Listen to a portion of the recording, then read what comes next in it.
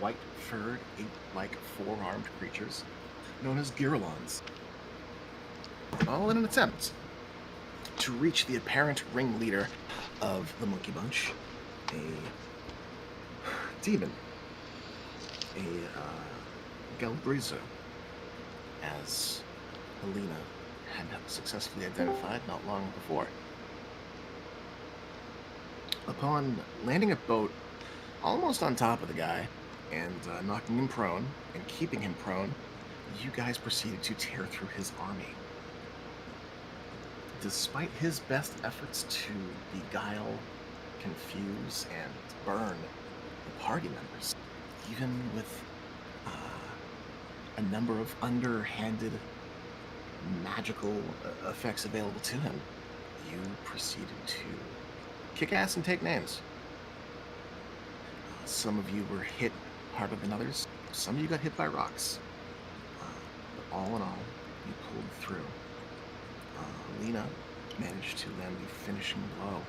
Her divine smite sundering the creature, causing it to collapse into itself like a black hole as it was banished back to whence it came.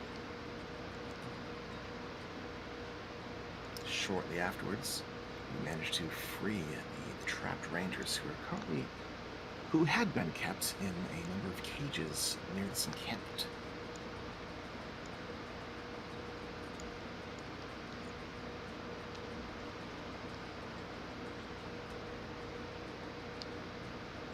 Apparently needed a reboot. Cece, you're with us? Yeah.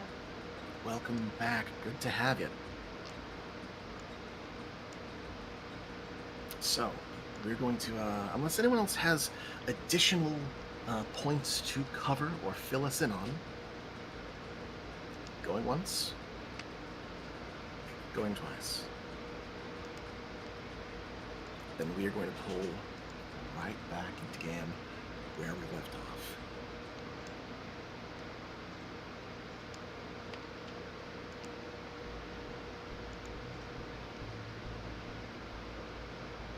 A still tension fills the air as you overlook the numerous corpses surrounding you.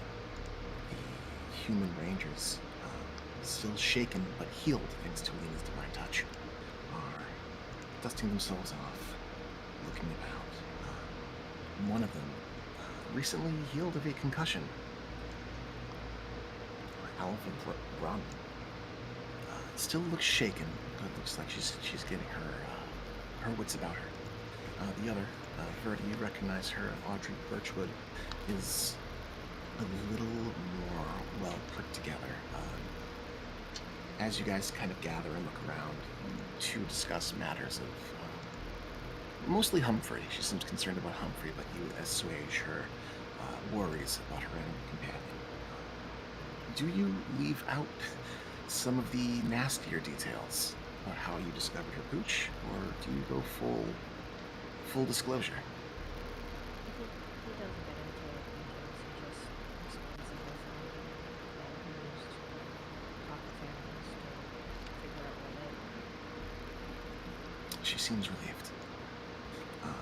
Not only that he's put together, but the fact that you talked to him in his own language to set his mind at ease. Knowing full well that he is back in camp, probably still sleeping in Olin's tent. Let's see. I'm checking Frederick for damage from his fall. Sure. So that said, let's briefly go counterclockwise starting at noon. Vanya, you are looking over Frederick, looking for bruises and bumps. You find your shield guardian is in remarkably good shape. Incognitus and Alina, you both remember the skeleton companion was doing well to defend not only himself, but working to provide cover for those nearby, possessing some modicum of martial awareness. Currently, he's got the tower shield in one arm. It's kind of causing him to slump to the side. But he looks solid. He looks firm, and he looks at you. Good job, Frederick. You did Sighs. very well recovering from your fall off the ship. We'll have to work on it. His empty eye sockets stare back at you, cold and hollow. I smile back and pat him on the head.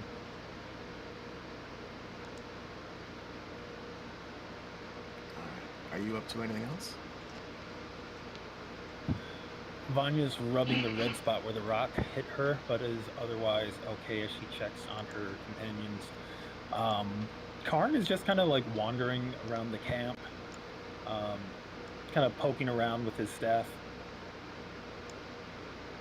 I guess Alright, seeing if there's anything that they need to be aware of. Karn, roll me a quick investigation check.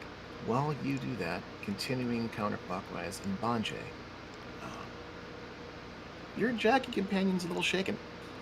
They are not quite shaking, but they're looking around with their frills high, kind of wide-eyed, kind of panting. And Baji's trying to calm him down. It's okay. All the things just go, little buddy. Trying to do what he does. Pats on the back, gentle strokes. Okay. Roll me an animal handling check with advantage, because firbolts.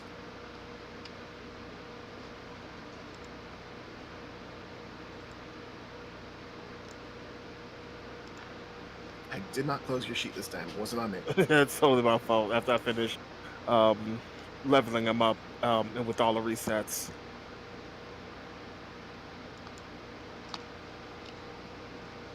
Okay. Real quick, Karn, was that a nat 20? And Banja, was that a nat 20? Were those Double nat 20s. Yeah. Okay. I'm not having a stroke. That actually just happened. Cool. So there's two in the pool.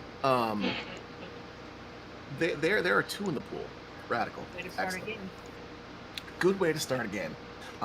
So in Banjay, you proceed to soothe and mollify your companion. You do see that he starts to ease up. His frills go down, the panting slows, and you see his eyes kind of go from this tight little slit to ever so slightly dilated.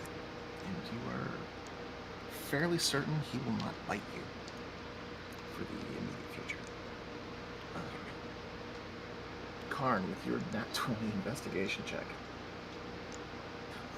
you look over the area where the Barogora had been. You search for signs of something.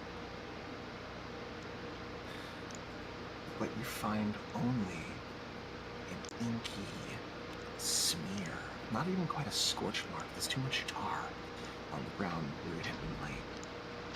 Its blood, though it had been splattered across the ground, appears to have long since evaporated since you had broken from your combat.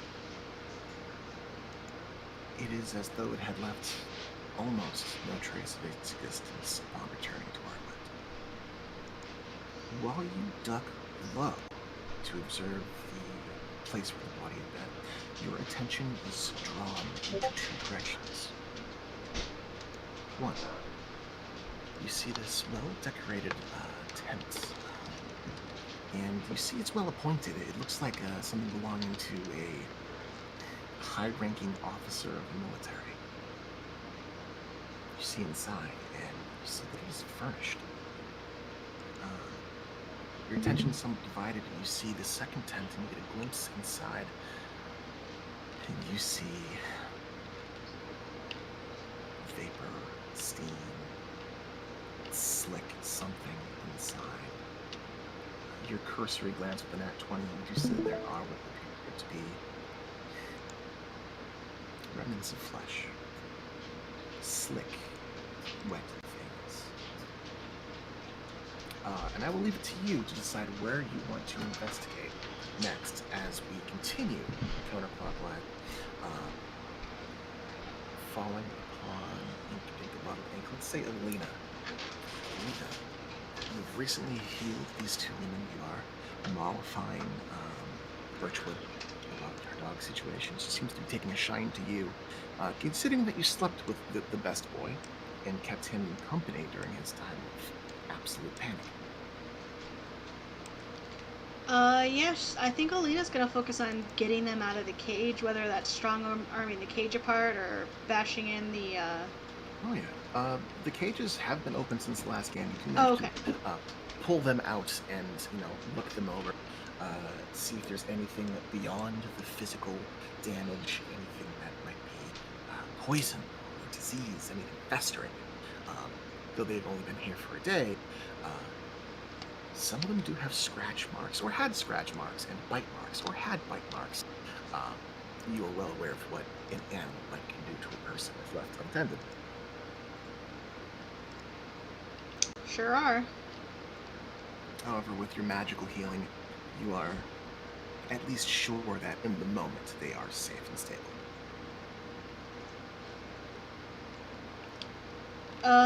In that case, I'll probably go check out the tent. Alright, you kind of see Karn wandering around, and he heads off in one Yeah. direction. You see he poked his head around over toward that the parade tent, and you were drawn to it. I can. I'd like to jump in just so Alina knows what tent to investigate. The tent with all the bad stuff inside. I'm guessing that by peeking inside, I can see it's a lot of bad stuff. You see a lot of bad stuff in there, but we'll come back to you shortly. We'll come back to the bad things momentarily. I'm standing in the entrance with my back to the group for now to make sure no one else goes in. You I'm kinda at the general tent. Alright, so can you move your token? Are you able to? Fantastic. Yes, leave them without the aura of protection. Perfect. You make your way into the tent and look inside, and this is where I have to consult my notes. As you enter into this old, well-appointed tent, you see that the fabric it has been out in the jungle for quite some time. You get that with just a cursory glance. You know what the jungle does to stuff out here.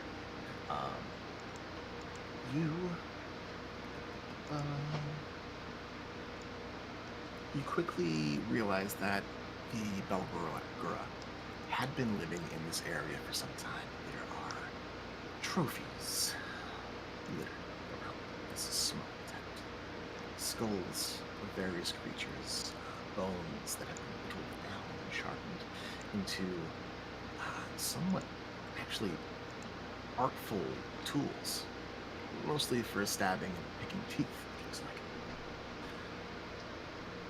You see the bottom jaw of a Tyrannosaurus skeleton. Not as big as the one you have encountered. You would estimate something a little younger, but not that much. This is give me a quick insight check. Oh boy. Let's say a 14.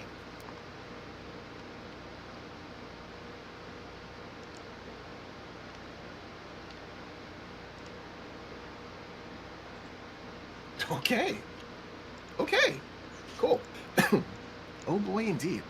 You look around this room and you see someone who has settled in and appropriated most everything because it's now his. You see the jaw, the bones, and you recognize them for what they are. The person who was residing in here, or the demon that was residing in here, you can estimate that they had a might makes right mentality. Survival of the strong. King of the jungle type of deal. And as you're looking over these trophies, you see as well a large, somewhat plush, torn sack of burlap.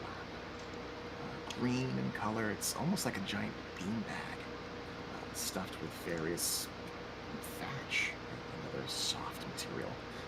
It is slept in. There are grease stains from an oily, hairy creature having spent nights here.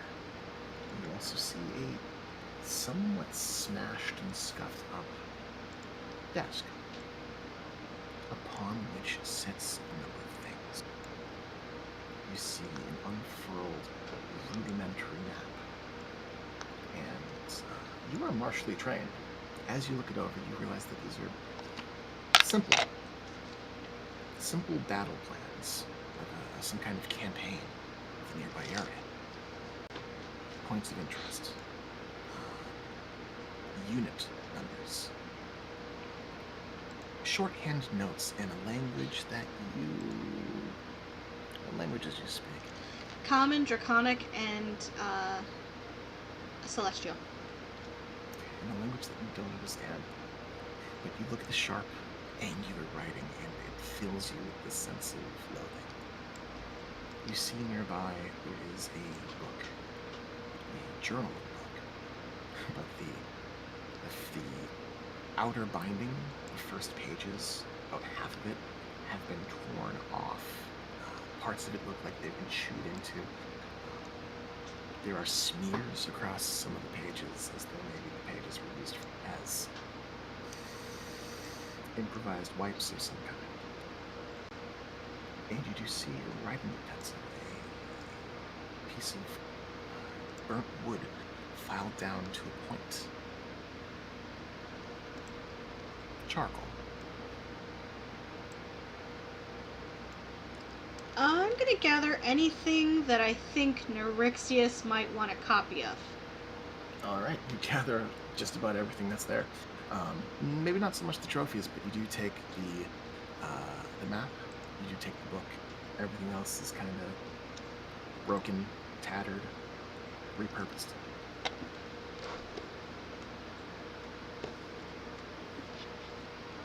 All right, so we'll say that you're in there for the better part of like 5 or so minutes looking around while we continue round robin. Verdi, is there anything specific that you had planned to do, or do you continue to hang out with Birchwood? Well, seeing that they've been healed and that they're okay, Verdi's actually gonna go see Vanya and make sure that she's okay because he witnessed her get smacked pretty hard by a rock. And she's not seasoned? She's tenderized, though. Yeah, you head over to Vanya. As you approach Vanya, you see Stratus does stand up upon her shoulder, eyes tight, slit pupils until they recognize you. Upon which point Stratus eases down and watches you with a cool, judgmental gaze, as cats are wont to do. And now, Jack, I know you did very well, but we're going to have to work on that aim for you. Oh, hello, Verdi. He opens his mouth and closes it and gently waves.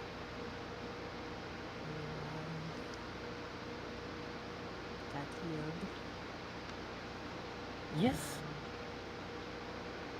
I think the swelling has gone down already. I'll just touch the little red mark on my head. Yeah, it looks better than it did. All things considered, I think I got off rather well compared to what everyone else endured. Yes, very much so.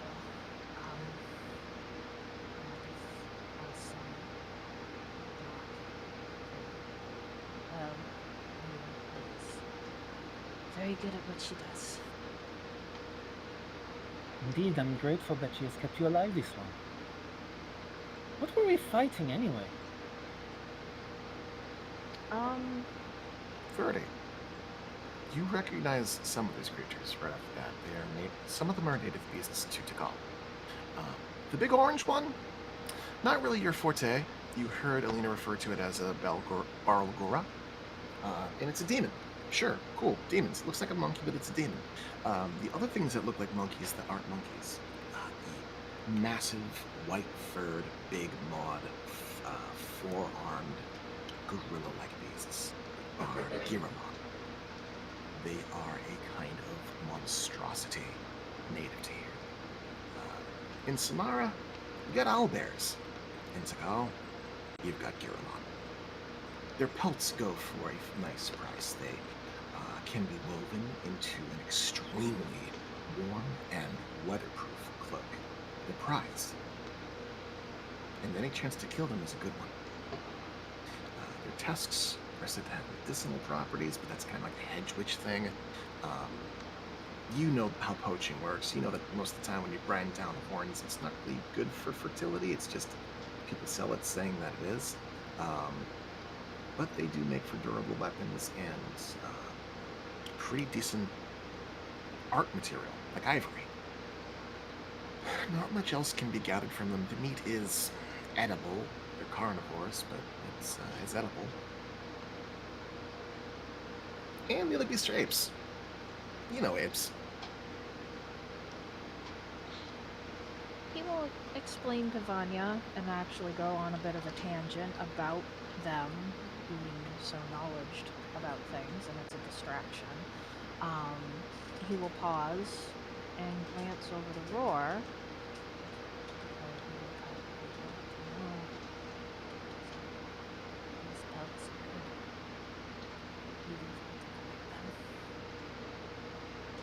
I'm curious about these horns. I don't believe in any of that ground up stuff either, but Edith might have some insight into what they might be useful for.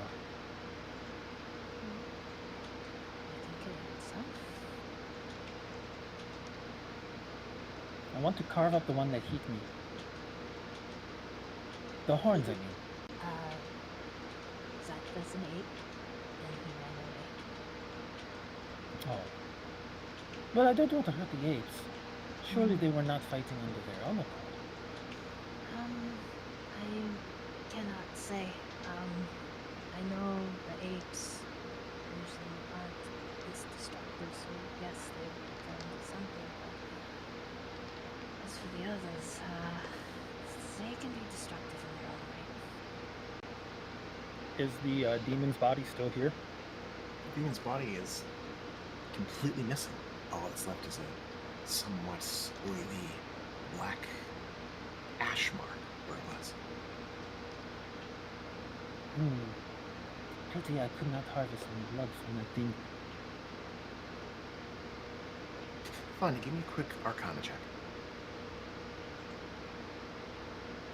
She's wondering if the ash might be useful.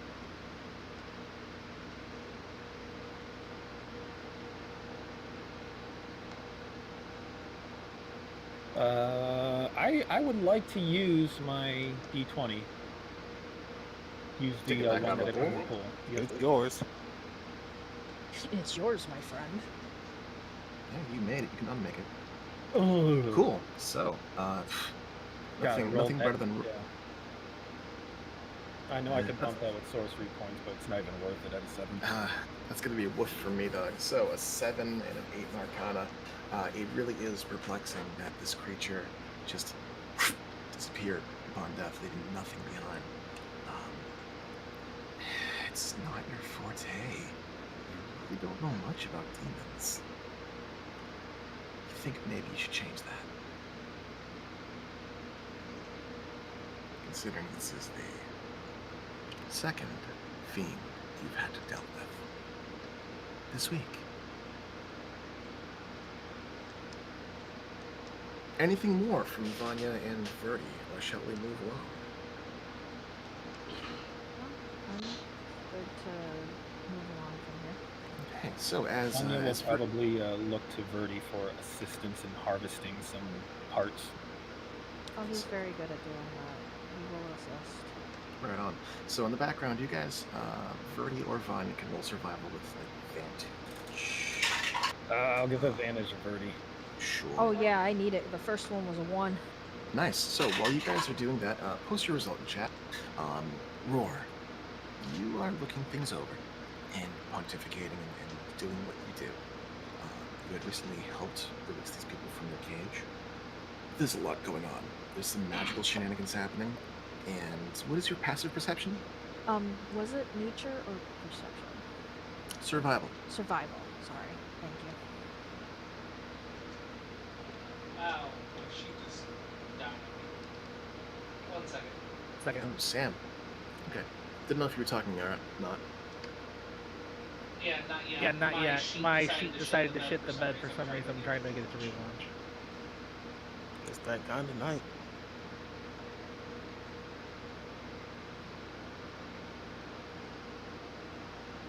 It's It's not sitting right. But, It's not sitting right, but passive is 10 plus train. train. It would be 12 is my passive. 12 is my passive. 12 is your passive perception. I'm assuming Verdi is not talking well. Verdi talks quietly, but Vanya has some animation to her because this is an adventure. Adventure. You do overhear a little bit about the Girlons here and there. You do catch the part about the pelts. At the mention of hedge magic and tusks and grinding them down into restoratives and virility powder, you kind of tune out. But you do get that little snippet, hearing it offhandedly, and you do see that Vanya and Verdi begin to search and begin to carve the bodies, essentially. Tear out their tusks. And turn those into weapons. I can turn those into weapons. You certainly can. And you call out and make. Yeah. Other than that, I would have the portable hole open. And I actually start tearing down the camp.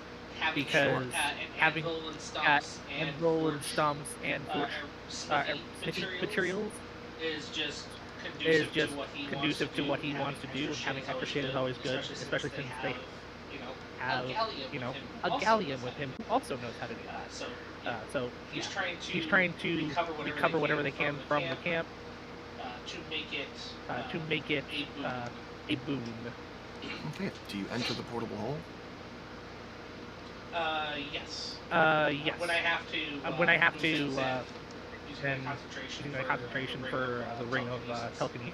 I go in, pull the thing. I go in, pull the thing in, and then step back out. Do I accidentally walk in on some hanky panky between some wizards? Not necessarily. Okay. Aw.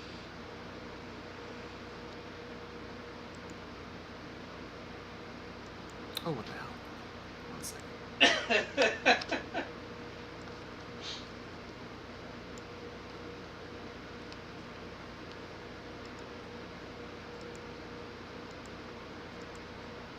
I'm missing something important.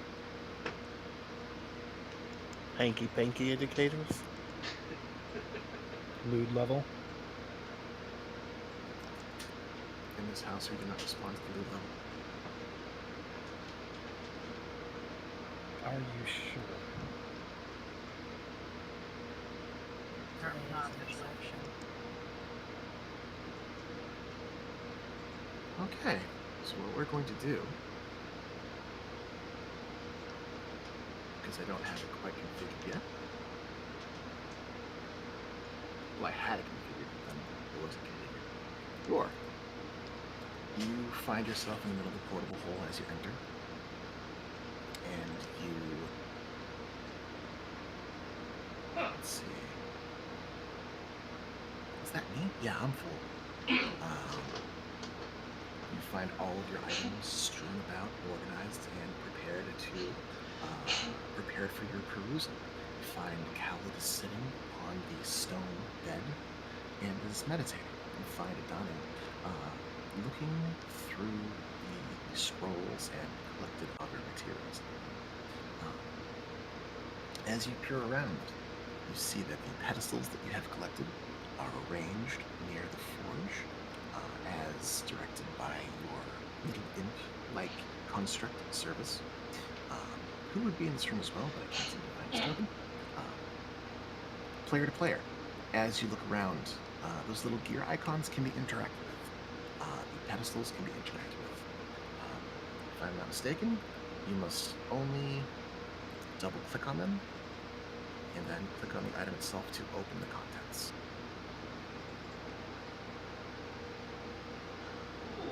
Cool. So loose tools.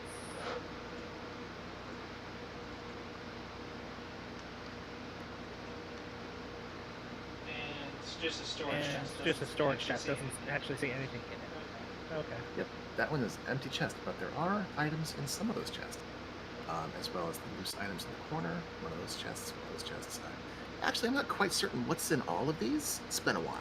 So feel free to take inventory as you begin to move things into the hole. Now, as you prepare to start moving things into the hole, you do know that Galleon is looking around at your disposal to assist. Do you reach out and ask for his help right away?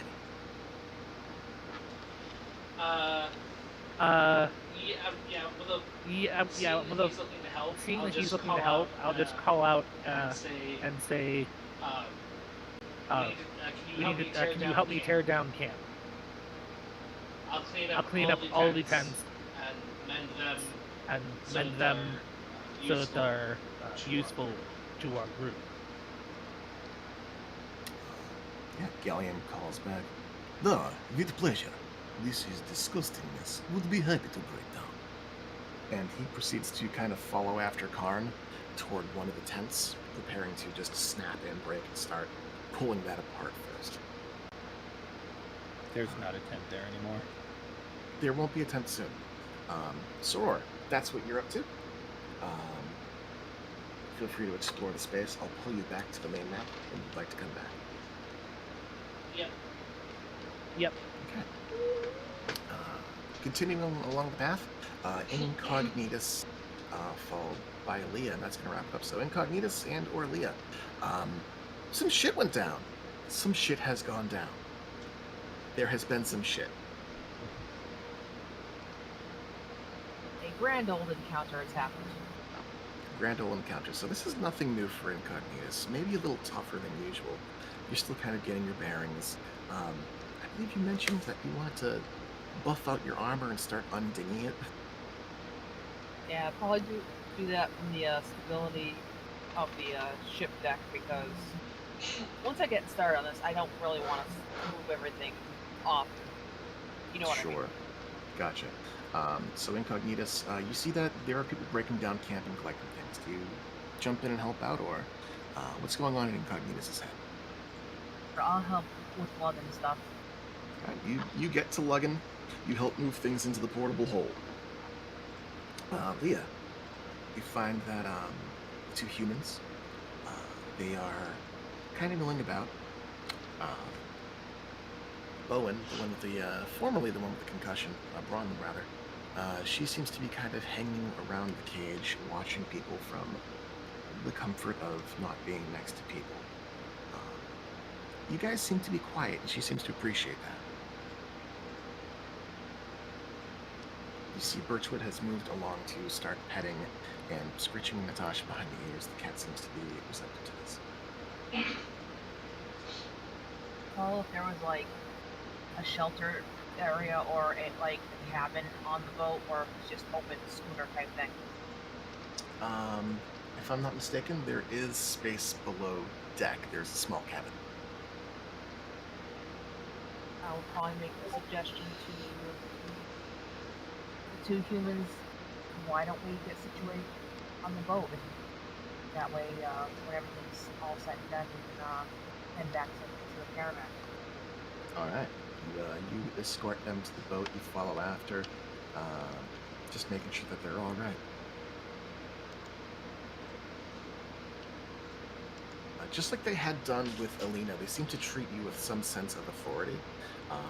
Whether it's just due to your confidence or the fact that you appear to be a healer, they don't seem to question you. So, returning back to the top of the round, Karn, what do you see in here? Karn, you approach this tent as Galleon kind of tromps after you to peer inside through what you believe is nastiness and muck and filth. You peer inside. Give me... You just had a critical investigation check, so I'm just going to let you have this.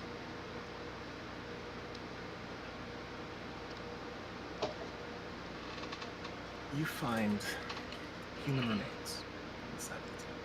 Their bones, femurs, some skulls that appear to be clean. You also see a body tied to the main pole that keeps this tent standing upright. They are still bound with rope, their head locked inside a brown-haired human whose face is battered and bruised and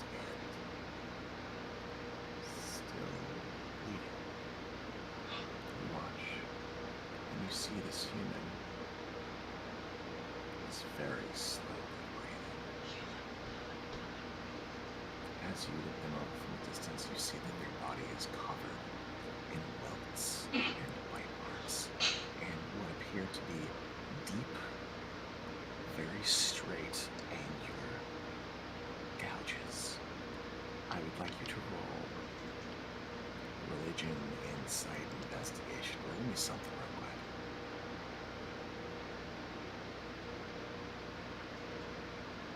Inside, I'm good at that. It's Not not really 12. good at that. As you get closer and get a better look, you are not certain. Those don't look like slashes. They're too shaped. There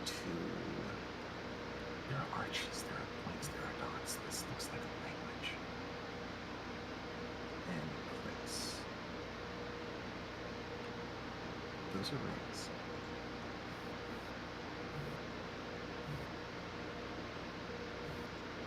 Carved into her body. His body. And you said Gallium was following me into the tent? He's a little wild, but he's a couple feet behind you. He hasn't quite seen what you have seen yet. I'm going to move over to free this prisoner. Okay. Give me a quick medicine check as you do. Not something I'm good at. Hey, it's been a night. It has been a night so far. 13. All right, you go and you proceed to untie this person, and you hear like a gurgle from their chest as they immediately slump to the side. You know off the bat that he is extremely weak. That he's extremely. The situation is tenuous. Let's put it like that. Moving him in his current state may kill him. As you do this, and you are careful to get under him and prop his shoulders up, Gallium places a hand to the roof of this tent, looking down into the opening. Alina, around this time, you would notice that Gallium is entering this tent. This would be around the time that you are starting to come out with your spoils, your haul. He looks inside and kind of squints his eyes, adjusting to the darkness, not quite seeing just what you're seeing yet, Karn. Help, There's this please. moment, and you say help, and then there's this moment that it all clicks. And his jaw grows a little slack, and he approaches quickly, kind of stepping across, broken bits of people to get to you and this person. If I see Gallium moving with a quickness, I would probably... Absolutely, you would. Yeah. You hear Karn call for help. You hear Gallium rush in. Hell yes. Please heal this one and take this one outside.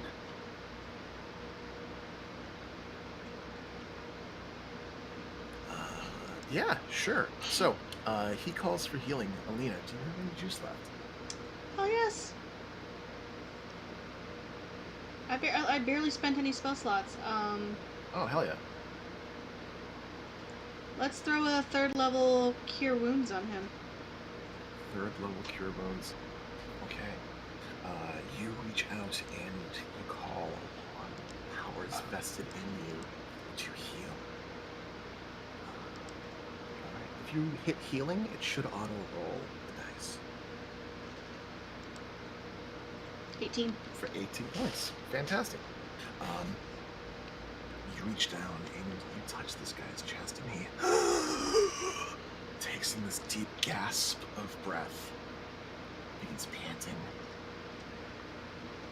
and whimpering incoherently. Gallium kind of reaches down and tries to scoop him up, helping with Karn to... Karn, he just kind of takes him from you.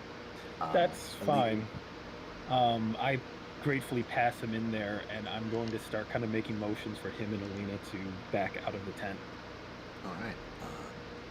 Alina, as Gallium kind of picks up this guy and starts moving him and nods to you, you look to your hand, where once you had expected to see this shining, crackling, purple healing energy, your fingertips are stained momentarily with this black, shadowy... It's the same unlike that you had seen when you had struck Medina down. And there in a moment, it's gone. The healing seems to have taken, but something seems up. Something seems wrong. Or at the very least, not right. Something to pray about later. No one heard it. You guys Something watch to pray as about later. As I'm gonna follow him out. something to pray about later.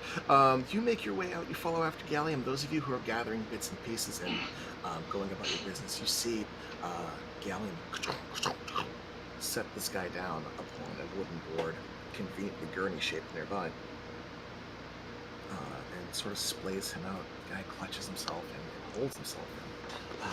You see the wounds that are carved into him, though they are healed of blood and are open. The flesh seems to be raised. Dark marks are present in these still very much present shapes. Do you recognize him? Roll me a history check with advantage. Do I recognize him? He's in your circle. Alina, he's in your circle too. He's been out mentioning with you. Maybe not like on a super personal level, but you've seen this guy around. He's one of the rangers, one of the more sociable ones. What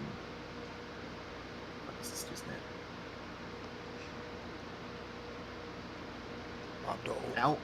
Alvin Hughes.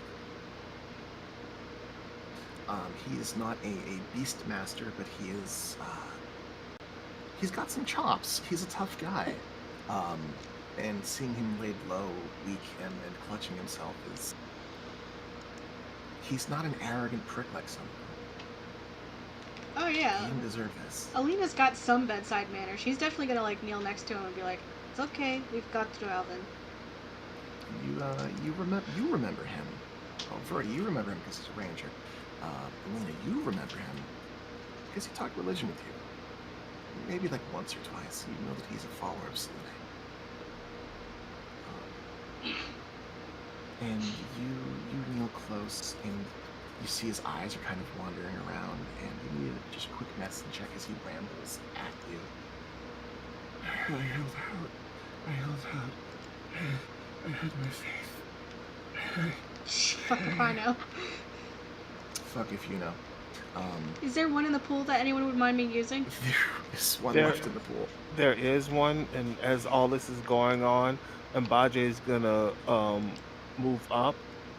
Oh, calm down. What's the word? Jim. Do level up things. Upcasting? No, the stuff we get from leveling up. Is that active now?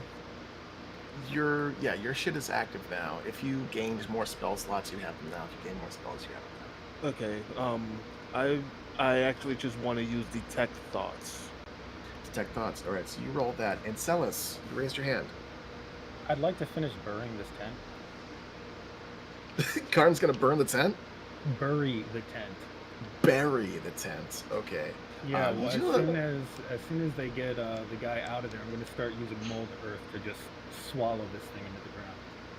Oh hell yeah! All right. So you swallow that into the ground, slowly but surely, just devouring it with loose earth, returning it to the soil.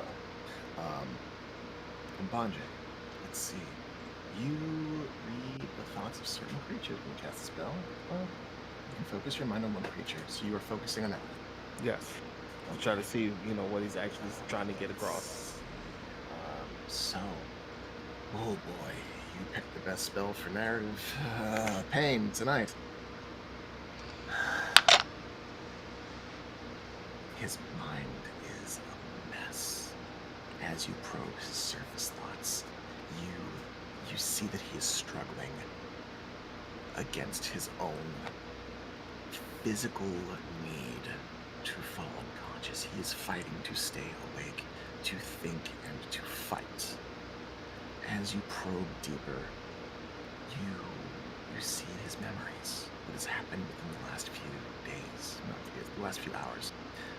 What's running on repeat through his mind. There you see him tied from his position sitting on the floor as bits of flesh are stripped from the bone of some hapless human by a large, four-armed, ape-like creature who's staring him down. A threat, a promise. He's drawn from this with a crack as another of his beasts bites into his shoulder, sucks the blood, and leaves the wound to squirt out blood, and he screams. Frantic, unflattering, weeping cries as he calls for aid from a god that doesn't listen, a god that's not here. All the while, at the entrance of the tent, you see the shaggy orange-furred beast watching him, red pinpricks in his eyes, as in Alvin's mind, you hear the demon's voice.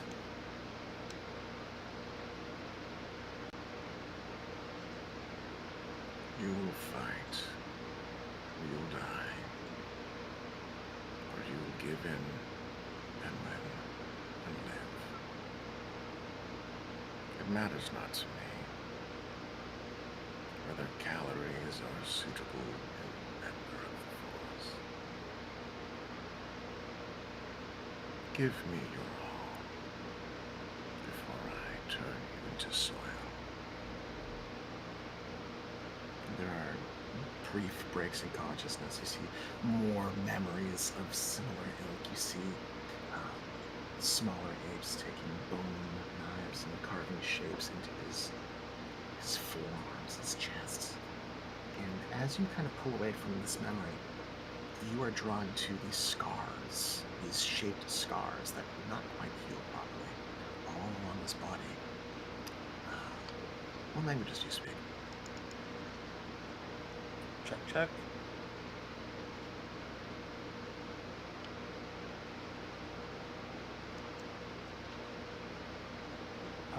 Common, Druidic, Elvish, Giant, Gnomish, Furbolg. Okay. You recognize that it's some kind of symbol. These aren't shapes without reason. But you find that, there are shapes all over him in some language you don't understand. As you pull away from the modifier, the detect thoughts, you also sense this rush of relief. Of not just relief, but a giddy kind of affirmation. As consciousness begins to slip away from him, you hear his inner monologue. She sent for aid. She sent for aid and they came. A deliverance. Praise be to the moon. Praise be to Selene. Helena, you hear him actually say that.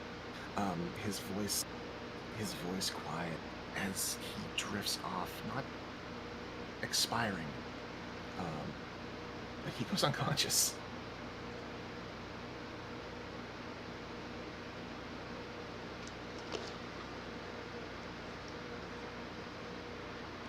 We need to get him back to Jean right away. She'll know more about all of this. Yeah, and Banje definitely explained everything that he could. And then is he really safe to travel like this? I'm going to cast my last 5 hit points, so that should remove a, if he is, like, let's see. Poisoned or diseased, I think? Poisoned or diseased, that'll remove it.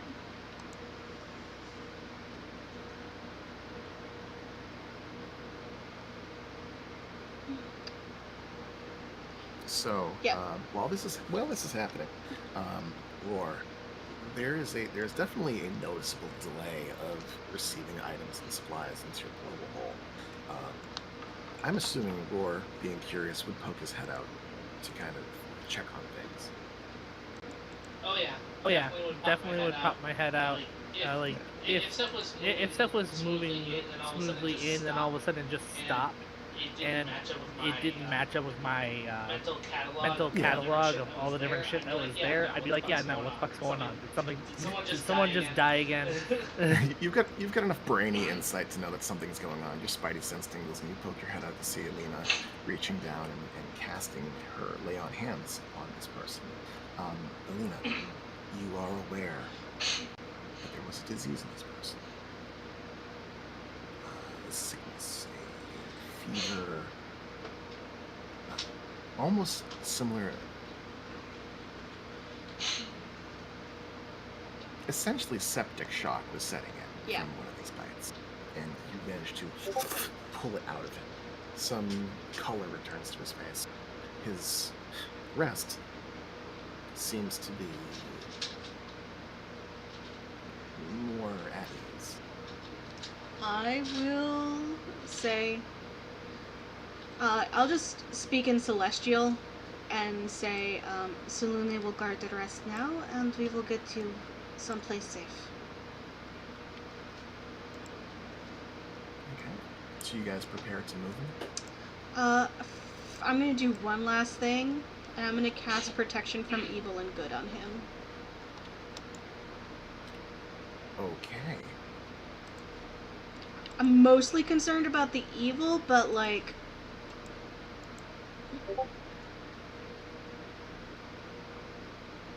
Yeah, I mean, he's got some stuff going on, so I will cast that on him.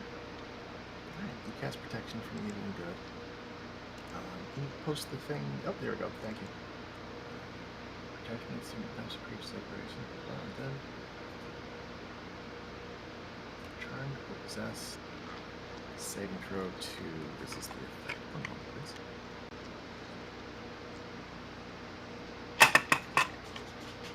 Okay. So, Roar, you observe that the group is gathered around this person.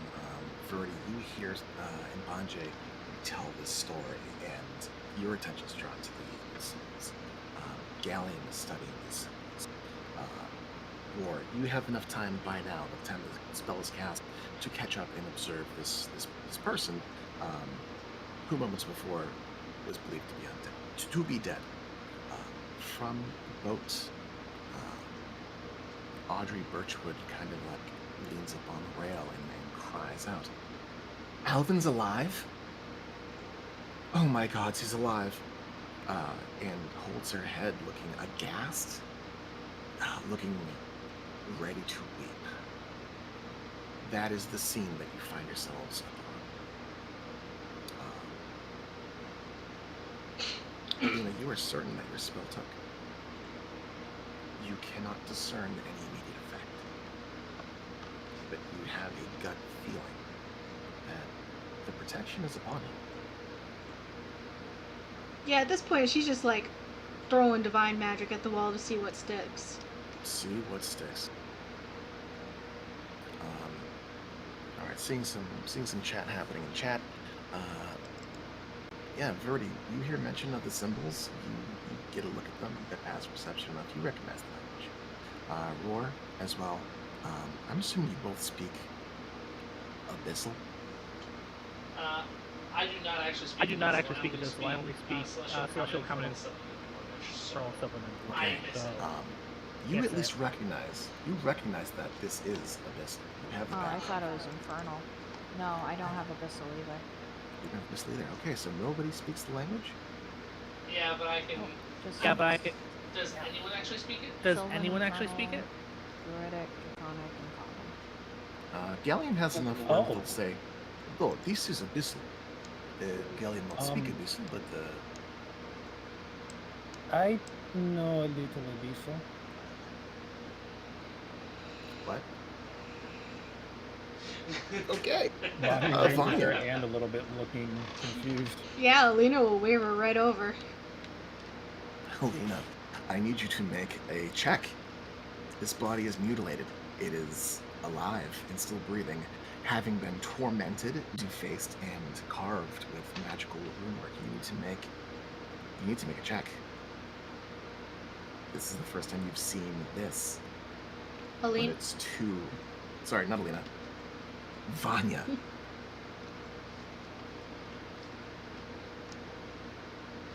Okay. What kind of check?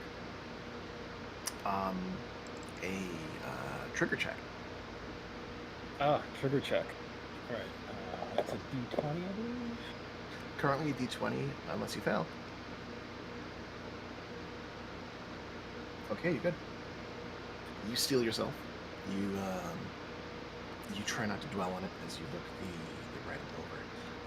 You look at the symbols over. You identify that they are runes right off the bat. That this is not prose. This is not rote.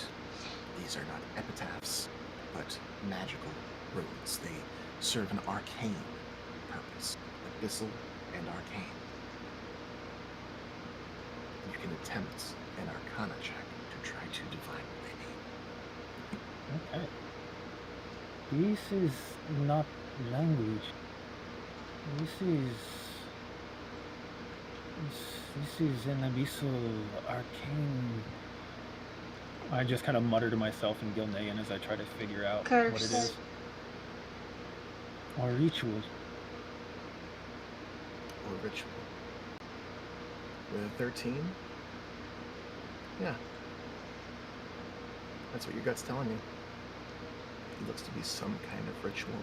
You see marks that denote some kind of transfer, some kind of taking of something, movement of something, siphoning of something.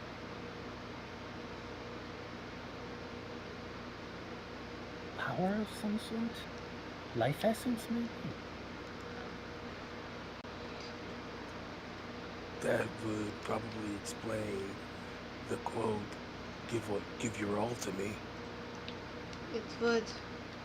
This is well beyond my skills. Like I said, we should get back to camp. Jean will know more. We might also consult with Edith. She might know something as well.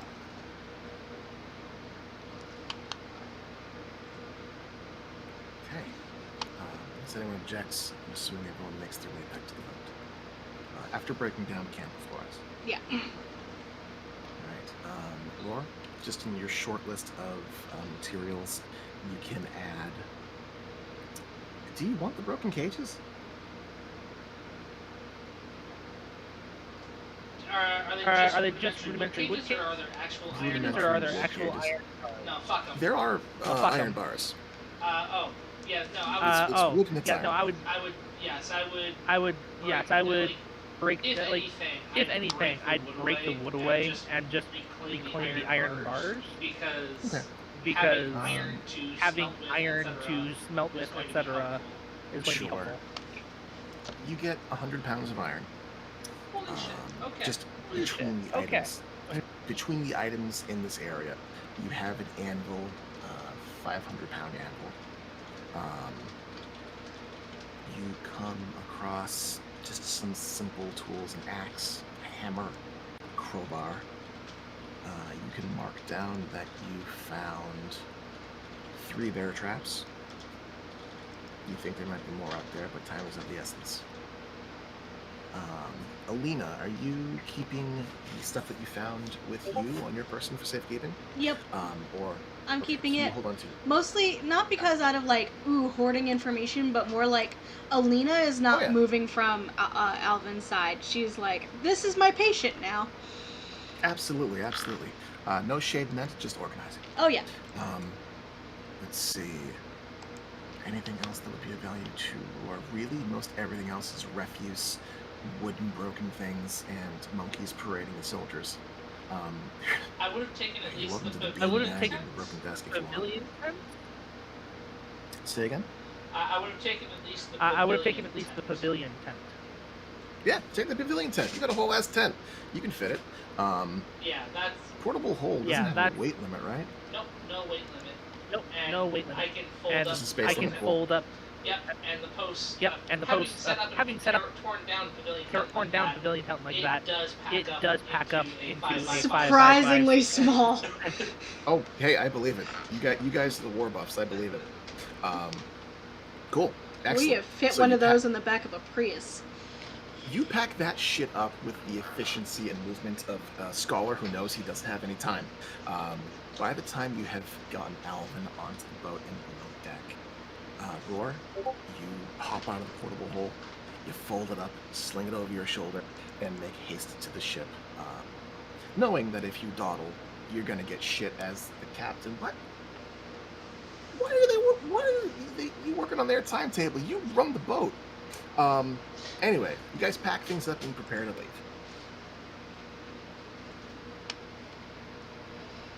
I had rolled a 22 on my survival.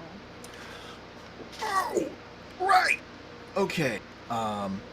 22 in survival is enough for you to collect a number of tusks.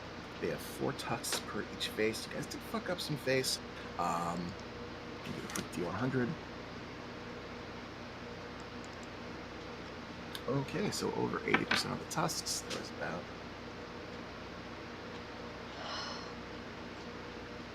So you managed to haul about 27 of these tusks. How do you spell the creature's name?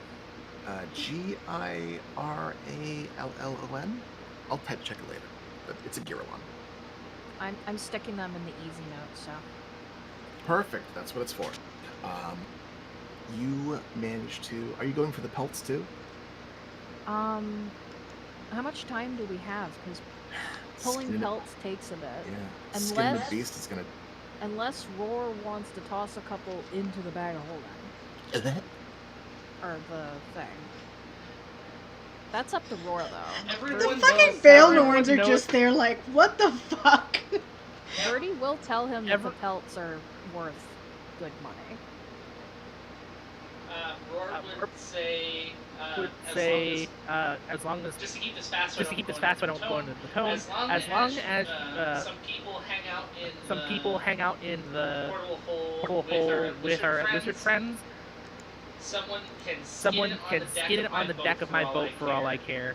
But I'd rather not do that messy stuff in that hole because that smell will never leave. Prestidigitation won't fix that, man. That's an enclosed space. I mean, Birdie's impassive about it. He's just relaying the information, so it's up to you. Yeah, no. Alright, so you find corpses. I would like it if people would go to the hole so we can get money off of these pelts and not just leave them for nothing.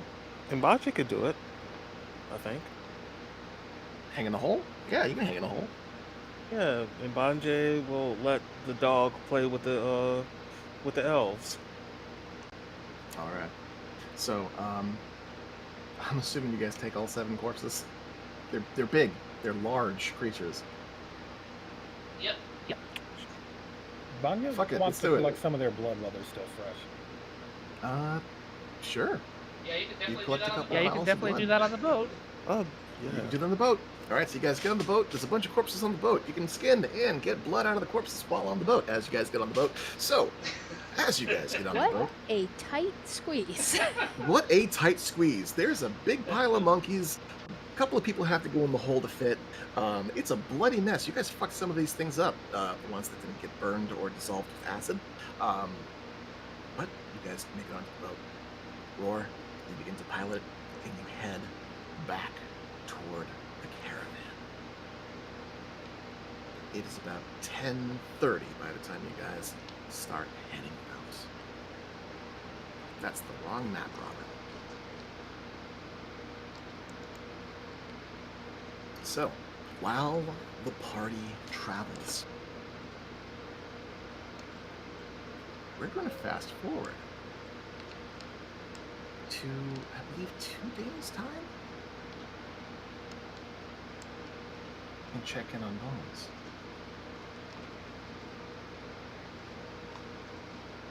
So basically heal up before. Heal up if you want. Treat this as a short rest. Um, Short, not long. long as 8 hours. You guys will be there in 2. Okay. So, it had been a trying few days, both physically and emotionally, as Bones had made her way back to Demacia, the place of her birth, the city in the trees where the Tabaxi, the Dark Moon clan, live and trade and grow among their homes in the burls. She had reunited with her long-lost brother, and managed to seemingly open his horizons toward a life that is less about strength and more about being inspired, pursuing one's own delights and passions. Passion was the name of the conversation. She had met with her stepfather, if she would call him that. Mother's husband. Her mother's husband, really. Trail in the woods. And learned some things, had maybe more questions, but found a form of closure. Perhaps. Leaving the city behind,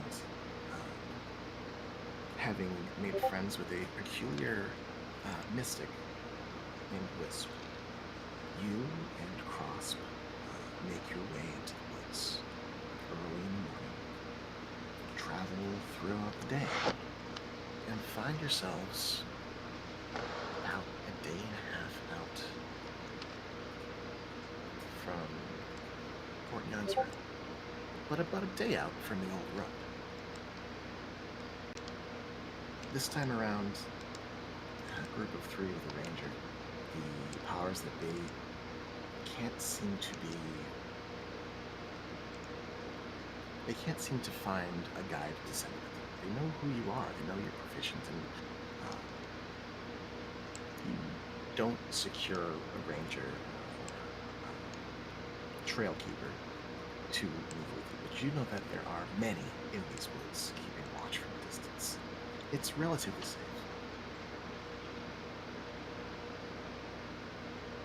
As the night approaches and the sky grows red in that blood, Wisp, Bones, and I'm not going to make an NPC roll. Either of you can roll a nature check as you sense the air and feel the wind. Am I still a ranger? You're still a ranger. Okay.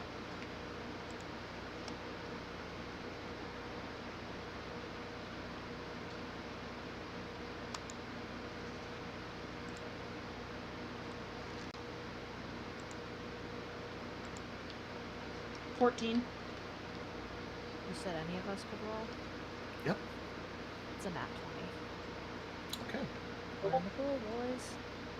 So, as you guys move, and something catches your attention, Bones. Your whiskers kind of tickle, your ears feel kind of heavy, and there's a pressure in the air. You remark that, if you didn't know better, this feels almost like rain on the way. But this is the dry season. The rainy season is now gone. At which point, Wisp is going to remind you that it's been hot. Flash thunderstorms still happen, and it actually, you've probably got the right of it. You realize that you are entering the evening. The weather is about to turn for the worst. As the skies begin to darken quicker than you expect, you see clouds and there's a distant rumbling.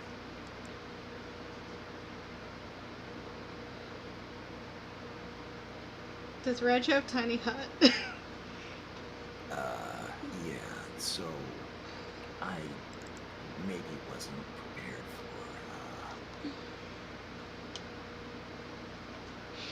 no.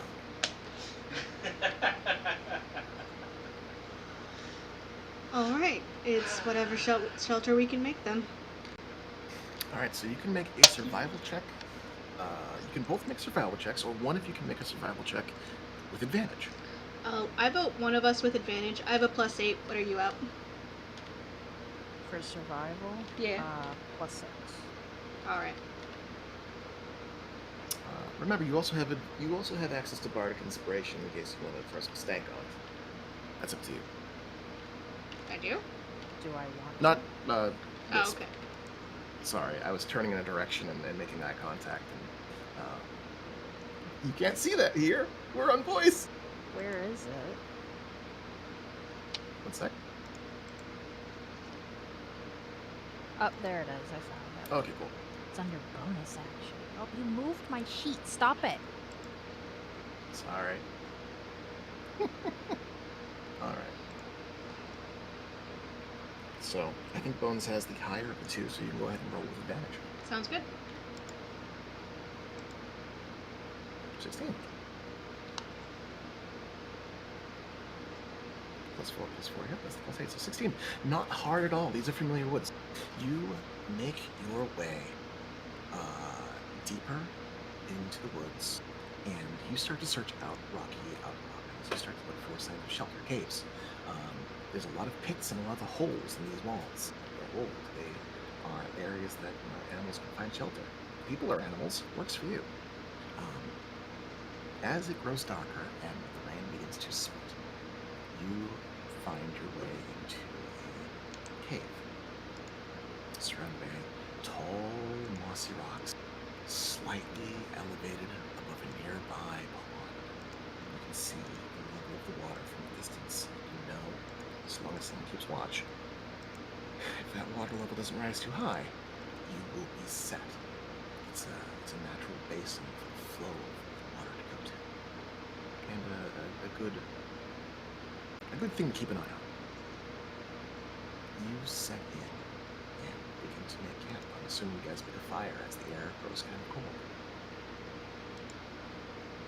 Oh, yeah, for sure. Okay, 1 moment.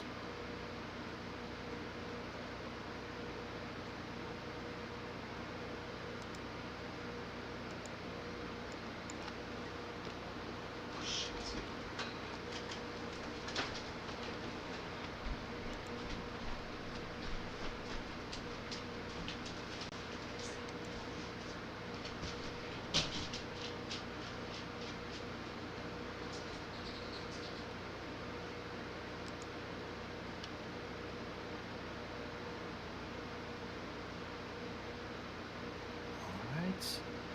Activate. Okay.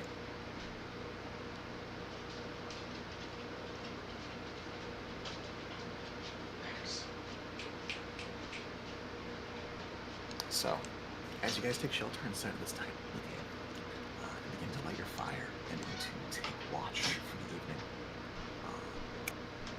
you settle in and basically prepare to just while the hours away until you're tired enough to rest. Cross pulls out a bedroll and begins to settle in. And Wisp, what is your evening routine? What is Wisp up to?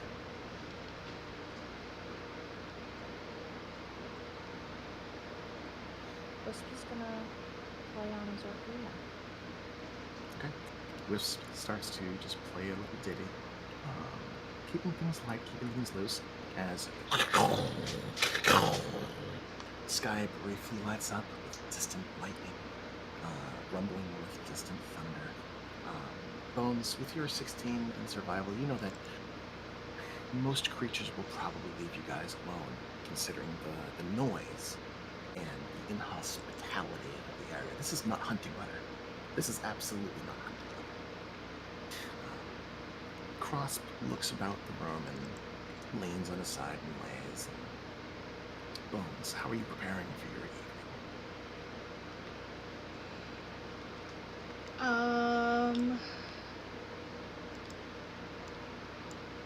Probably sharpening my swords and just making sure my gear is prepped. Okay. You prepare your swords and you sharpen your things, and you keep close to Crosp. You know that he is not suited for this. Especially this. Well, this has been an adventure so far. At least we're inside. At least this is count as inside. Oblikus, yeah, he knocks the ground. Hard stone floor, rustic looking, and that roof looks pretty solid. That roof is solid, right? It is very solid. Alright. I've seen some things where they're just wizards due to rocks, but I'm going to trust you on this one. He lays on his back and looks at the ceiling. I'm taking it that you're a city boy. Well, I mean, technically, I did grow up on a farm, believe it or not. That was a lifetime ago. A farm is nice and small. Little city. Yeah. For animals. Cross looks in your direction and finds no appropriate argument to use. He just nods slowly and looks to Bones. Wisp may or may not know what a farm is. Wisp may or may not know what a farm is. Okay. So, as Crosp looks up to the ceiling, and it's a city for animals. Wisp, you continue to play the ocarina, and something causes your ear to flick. You hear something, you sense something, you're aware that something is off. They abruptly stop playing and grow a little confused, concerned, pondering, and is that a rattle in their pocket?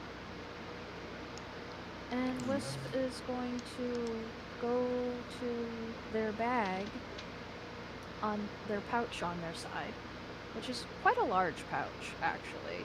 Somebody could assume that, gee, they must carry a lot of money in that? No, they pull out what appears to be some sort of bony, round thing, and on closer inspection, if you actually look at it, it's definitely, most certainly, a skull with carvings and paint all detailed along the back of it. And Wisp looks at the skull and kind of just stares at it, moves their lips quietly, and just kind of stays in their own head with that. Bones, you see this foreign tabaxi. Pull out a decorated humanoid skull. Yeah, Bones is just gonna quietly move in between Wisp and Crosp. Yeah, just give me just a history check as you look this skull preemptively. over. Yeah.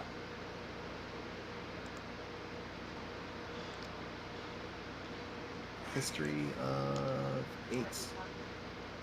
All right.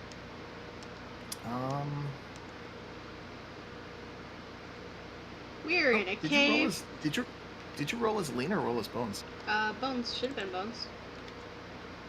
If it was Alina, it would have been higher, because Alina is actually quite literally smarter than Bones. Oh shit! I thought Bones had history. Okay. All right. So with an 8, I mean, 8's not a failure; it's a spectrum. You are aware that there are different cultures within Tikal that venerate the dead, and the painting and decorating of remains is common practice. You are aware of diviners, mystics, as your people. Well, not your people. You are somewhat divorced of the Darkmoon clan. But you, the Darkmoon, they refer to mystics, to encapsulate an umbrella of different magics, and one of them is spiritual nature. You think this might be Wisp's very macabre and very unfortunate focus, as Wisp begins to speak quietly to him. You get in the way of Crosp, and he kind of looks over and sees that Wisp is doing this thing. What's, is it saying something like... Actually, don't answer that. I don't want to know if it's saying something. That's worse. Wisp actually doesn't notice that Crosp even asked the question.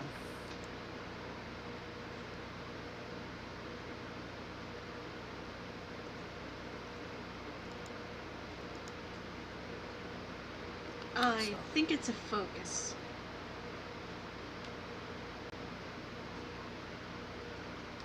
Wisp, as you consult Theodore, your old companion, there are quiet whispers in your mind as the spirit in there speaks on what he sees.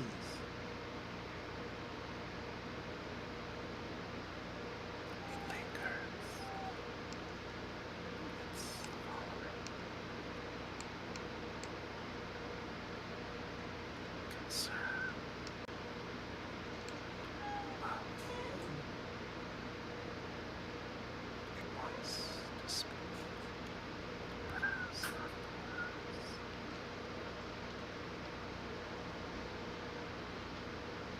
Listen.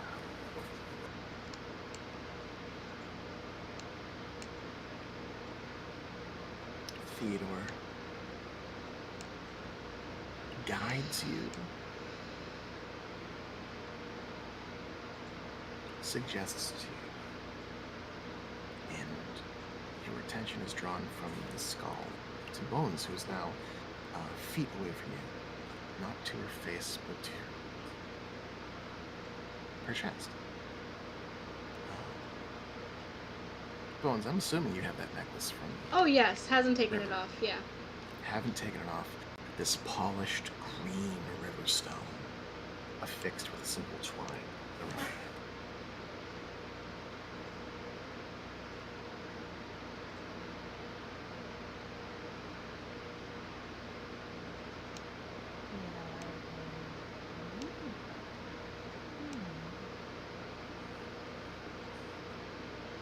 Not the words, not speak. Bones, I believe somebody's trying to talk to you.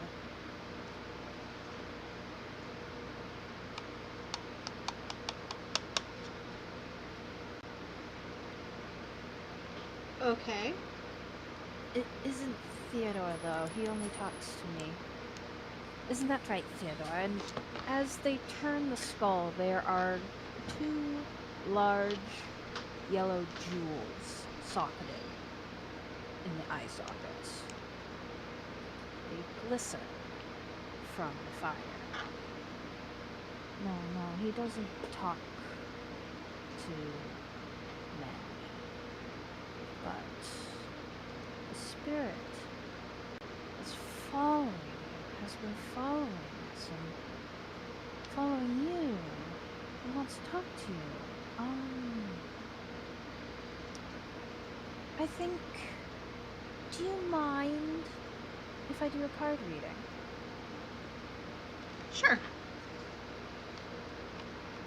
Wisp will take out their very worn box that they keep their parrot deck in and place it on the ground and pull out a piece of fabric to pull the cards onto, and they will start shuffling, watching Bones, but more focused on the necklace. You didn't have that before, did you? No, my brother gave it to me. It was my mother's. Oh.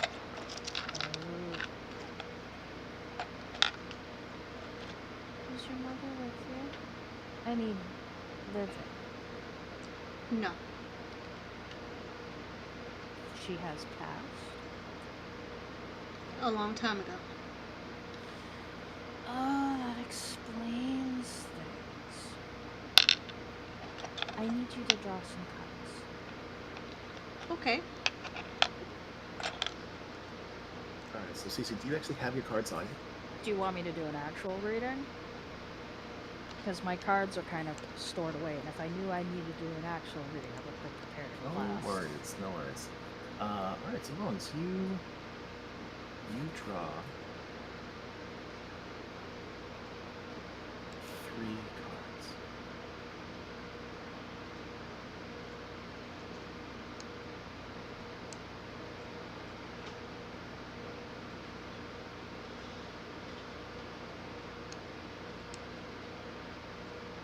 Just a moment. Let's see. Wisp, give me an Arcana check. Yeah, that was a nat 1. Can I eat my 20 that I put into the pool? Yeah. Cool. Oh no! Fate says that I need a nat 1. It is a nat 1. Oh It's a no. nat 1. I rolled think 2 there's nat still 1s one in the a pool, row. but I don't think we can double up. I can't don't double believe up. we can double up, No, no. sirree. But this is Can I use- apparently fate. Can I use Cat's Luck on her? Or, sorry, on them? Sure. Why not? Can Yeah. I put Bardic Inspiration on myself? If you must.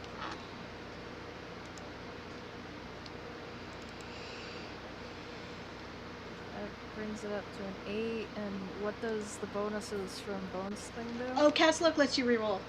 Oh, it just makes me reroll. Alright, so that was a 7 plus a 14, so a 21. Okay. So you draw the sun. And you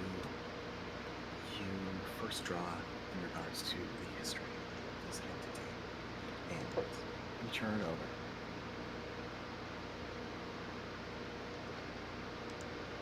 And you begin to divine impulses and sensations, and you begin to spin this tale, suppose, of a young tabaxi woman of humble upbringing, with a simple name that was easy to figure out, and a fate that seems uncertain, unbound. You tell a story of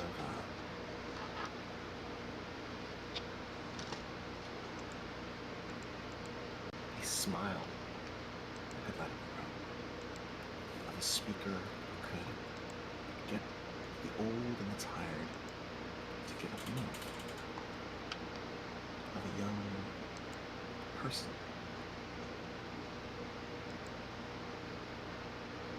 who simply enjoyed life and wanted to live it to the most that she could. And wanted those around her to do the same. A bright flame in an otherwise dim world. You draw a second card.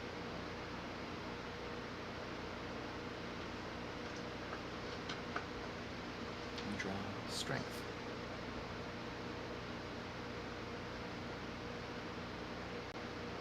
Despite it all, despite losing everything, where there should be naught but sadness and misery, there's still a force of will. Something hangs on. Something waits. Pursuing. Struggling. Smiling. Despite the loss. Strength of will that frankly refuses to move along and fade.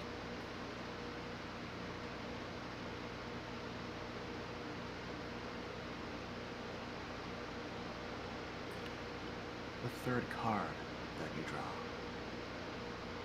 are bones Bones, you see that it is there appears to be a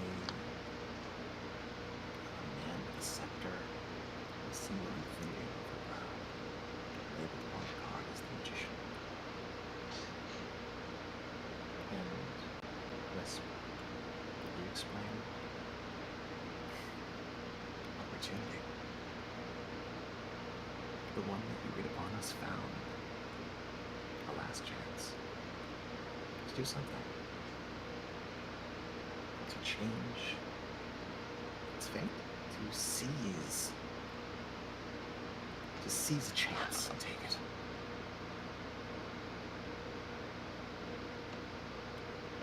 Wisp, roll me an insight check with advantage. Bones, you can likewise roll insight if you like, as you are kind of piecing together the story of this person, this entity that follows you. 21.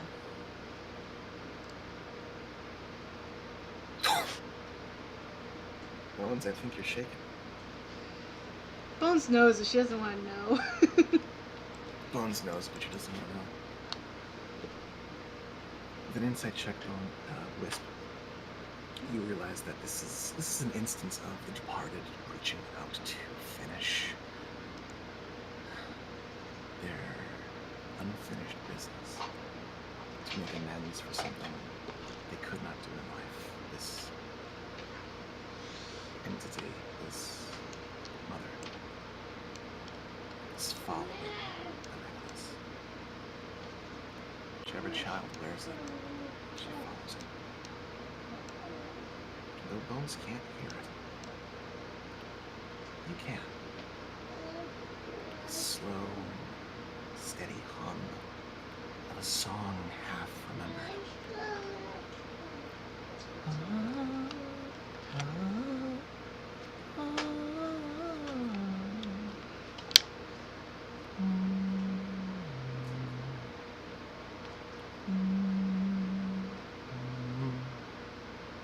The song, now that she knows she's found ears to listen, repeats in your mind as you hear this unfinished tune, this earworm,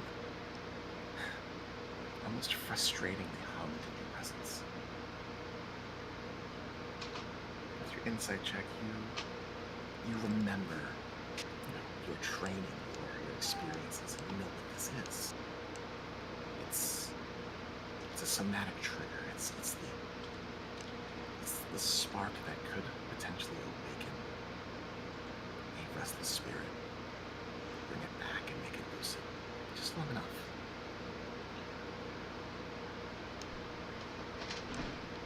Wisp will look kind of distant for a moment as the song enters their mind, the whispers in his large, fluffy ears, and they look to the ocarina that they left on the ground next to them, pick it up, and there's a song. She has a song for you. She doesn't know it very well, or at least it's not as fresh as it used to be. I'm gonna try playing it. Maybe you will know.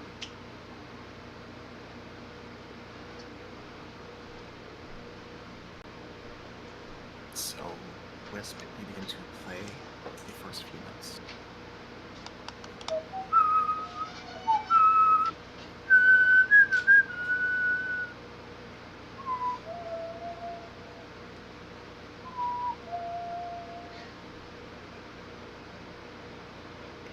Once. There's no need to roll. Your father used to hum this song. You recall hearing this. Those times that you spent in the study stealing his coffee. He would hum and he would write, and it was bouncier when he would recite this tune. It was happier. And then when he disappeared, Fire would sing it. Looking back, you recall a melancholy in her tone, as though someone was trying to smile through a otherwise miserable situation, recalling a glimmer of happiness in a storm. She never knew the words. Your mother didn't speak Elven. During your trip to our scene, brief as it was, still fresh in your mind, of course, you heard the song sung at the docks by children. Being the inquisitor that you are, of course, you looked into what it meant. To the children of the docks, it was simply a means to make the rain come or go, depending on what suited them, what fancied them, to welcome the storm or repel the storm. You met an ancient elven woman at the same dock, a widow, who informed you of the original purpose. The Song of Storms is sung to appease the storm itself, to call upon its favor. And the gods cannot bring back what is lost, and the sea refuses to listen. It's the last-ditch effort to call upon the tempest to bring back those who left you at shore. It's a widow's song. You know the notes, though not the words. Wisp has half of it. You know the rest. Wisp, may I borrow your ocarina? Yes. Do you know? I know. And they will hand it over? I think Bones is gonna try and play it. And she's gonna play it the way it's supposed to be played. Okay. You can go ahead and roll a performance check.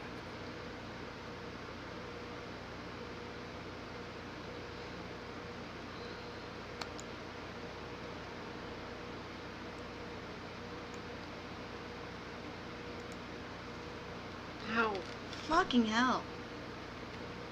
So you spend the better part of a few Wait, minutes. wait, there's one more in the pool because I didn't use it earlier. Okay. Hopefully it's better than a freaking 2. How many more bardic Ah, inspirations can we go? You should have a number that you can use per short rest. I guess up 4. Sounds about right. Alright. I'm gonna give bardic inspiration for that, so roll an additional d8.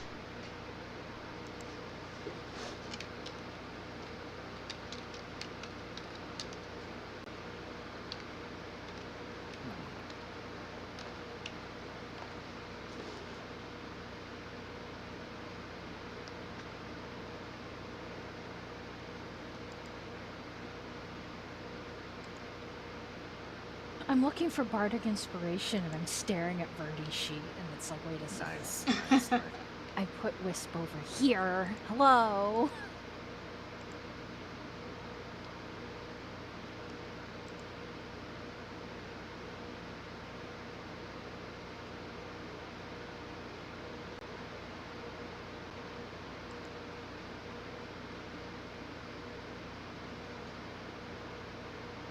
So I think it's 11 total. 11 total. It's really bad.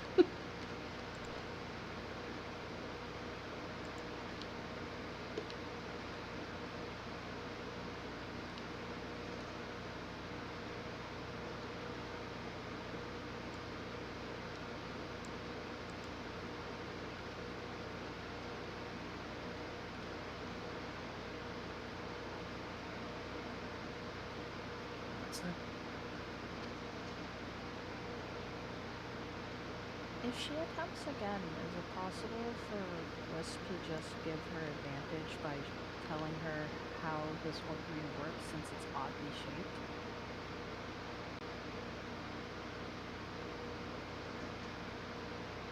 Okay. So, just one more time. So that's 15.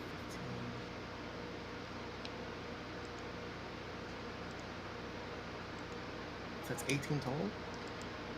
I accidentally rolled an advantage instead of rolling straight, so it's actually a 4. That's the number on the left. It's a 4. It's a 4. So, alright, I'm going to hold off on rolling back for initiative. Not initiative, on advantage. So, you spend a frustrating 10, 15 minutes trying to get it right. The notes don't quite find your fingers, or vice versa. You can't quite seem to get the hang of it. But you persist. I imagine Bones is stubborn. Very much so. Have you met the cat? I've met the cat, but I wanted to be sure. So you continue as the rain. Poor Reg is gonna go out for a fucking smoke. The rain comes down hard. Reginald watches you. He does not interrupt. He is fixated on this little arena as you fiddle and struggle and fail. And continue and struggle and make a weird off note that kind of makes the chamber echo in a bad way. And you continue and persists as thunder crackles outside. At the end of the hour, roll another check as Wisp helps and Reginald watches. You can take advantage. Natural 20 for a total of 24.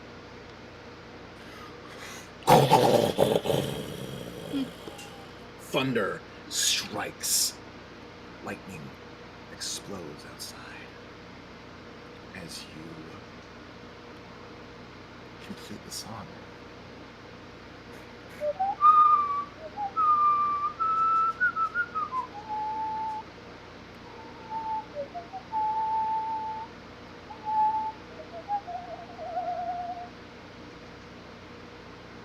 You proceed for several verses as the rain pours from above and thunder booms around you, focused on just the sound that you're making, and it brings you back. You recall the baritone of your father, the sad tra-la-la of your mother, as this little flute just resonates the sound across the chamber you're in. It's not until the fog outside has fully settled in that you notice just how misty it had become.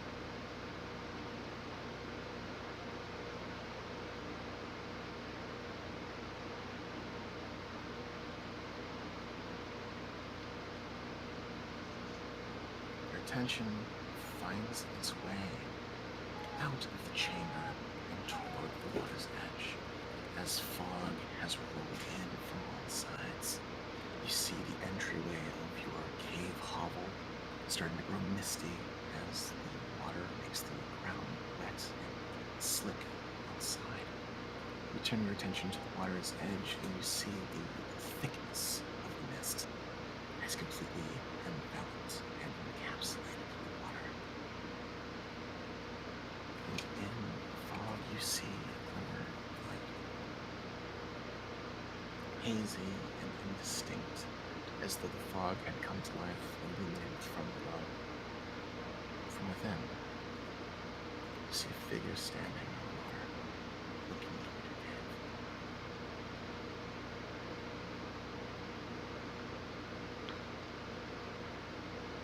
Bones is gonna step up.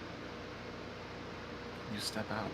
As you walk, your Crosp looks to follow you.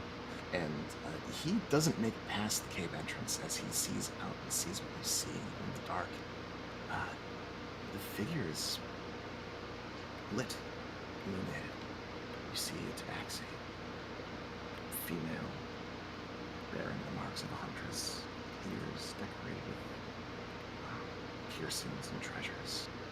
A familiar spear is affixed to her back, as well as what appear to be a set of golocks at her side. Though gaunt and pale and ethereal, creature you recognize. You see the face, you see the form of dress, and you see the gem, the polished river stone hanging from her collar. Fire approaches you at the mouth of the cave.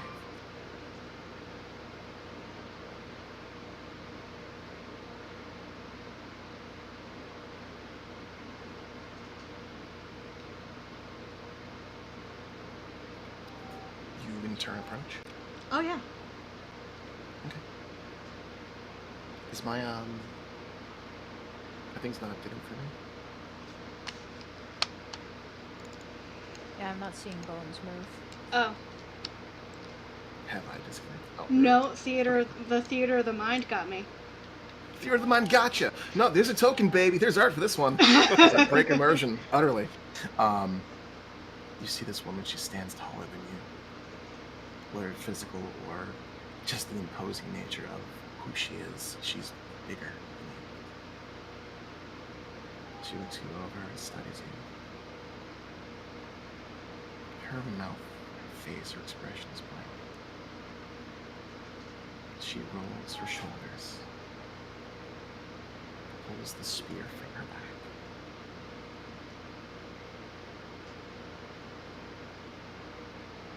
And gestures it toward you, points at him.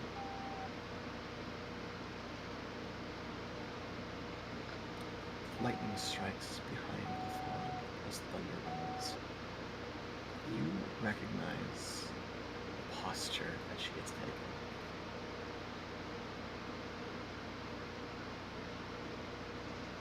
This is a challenge of right, a means by which an elder will test the cub's ability for determining if they are ready for whatever is to come next. She's challenging you. I nod and I'll pull my Golux. You pull your Golux out and meet her halfway, and there is a flash of lightning.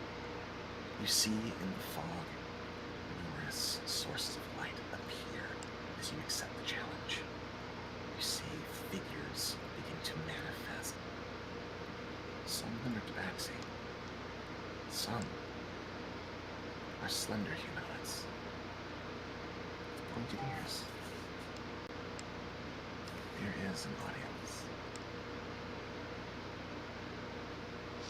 And they watch. I would like you to roll for initiative.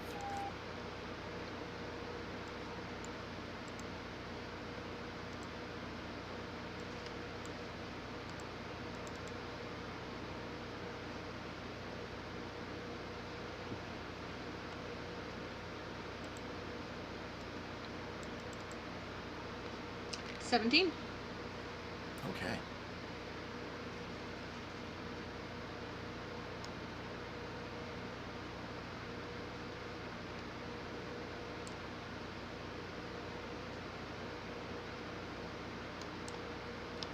Okay.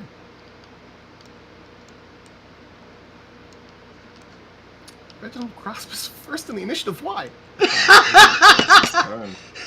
As he just cowers.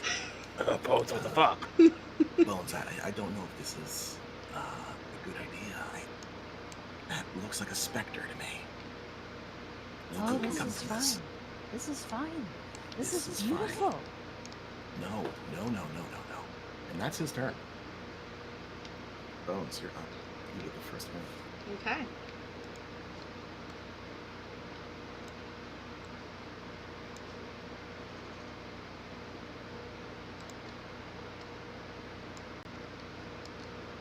I'll move here to meet.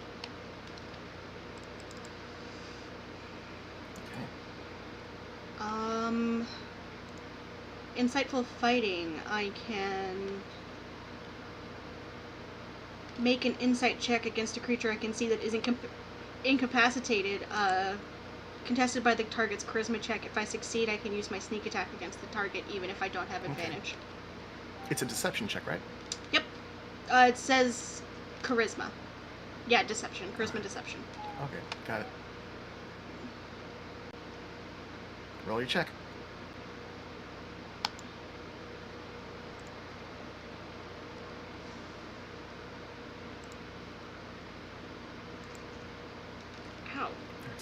switching to real Her fa- dice. Her face is inscrutable. Her movements are fluid.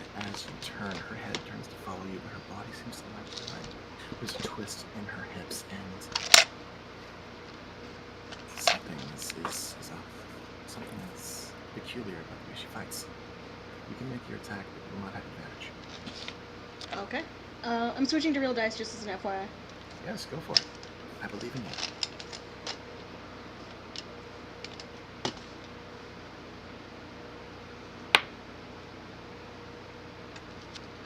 Better. First one is a math. I have to do math when I roll die. 22 to hit. 22. Your Golok finds purchase and cut into her incorporeal form. It's a quick flourish of her blade, her spear, as she moves to twist away from the blow. You find purchase.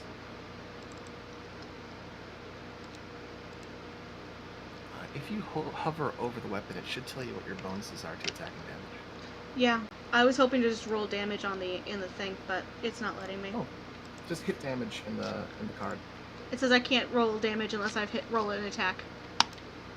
Okay, that's it. So just ignore that. Sure. So 9 damage. Okay. Do you have multi-attack? I'm double checking. You got 5 levels of ranger in you, right? I believe, yes, 6. Yeah. You can roll a second attack if you choose.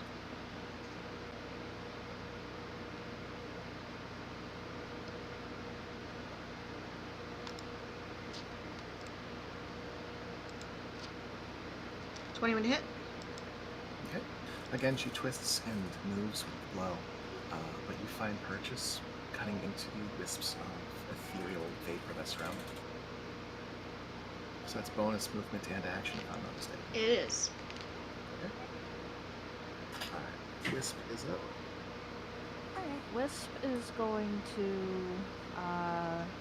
move their hands a little bit and bring some interestingly colored blended magic of greens and blues.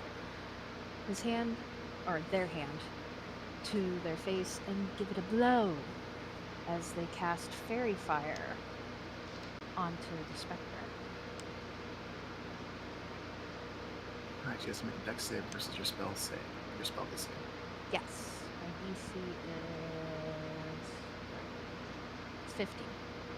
Alright, so her body is engulfed in this blue and green flame as you cast your magic. It erupts outward. Figures in the distance, their forms become more distinct as the fog seems to be pushed away by the flame. Bones, as you're fighting and your mother parries and moves and takes the hits, you see those in the wings watching on. They are moving their mouths, they're humming, they are singing. There's a chorus that slowly begins to rise from the fog. Okay. As that happens and you move to the edge of the cave, Bones and Wisp, you see a flicker and a flash of lights from the corner of where the fire had moved. A figure emerges from the cave wall, its body burning with malevolent, purplish energy, an interloper. Wisp, you recognize this immediately. It is a baleful, bitter spirit drawn by the presence of undead activity. A party-crasher. It gets to that point with its movement speed and appears to turn its attention to a Grasp. Grasp probably freaks out.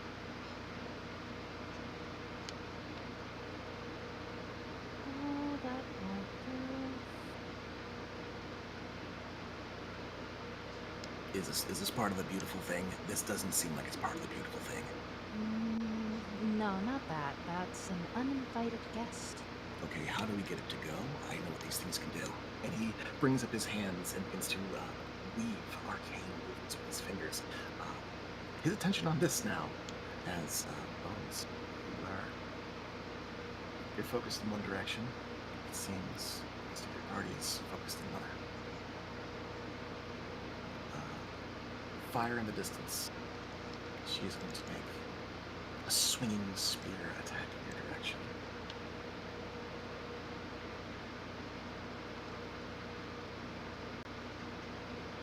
Does an 18 hit your AC? Sure does. Okay. You take 3 points of bludgeoning damage as the haft of the blade is struck against your legs, your calves. I need you to make a strength saving throw.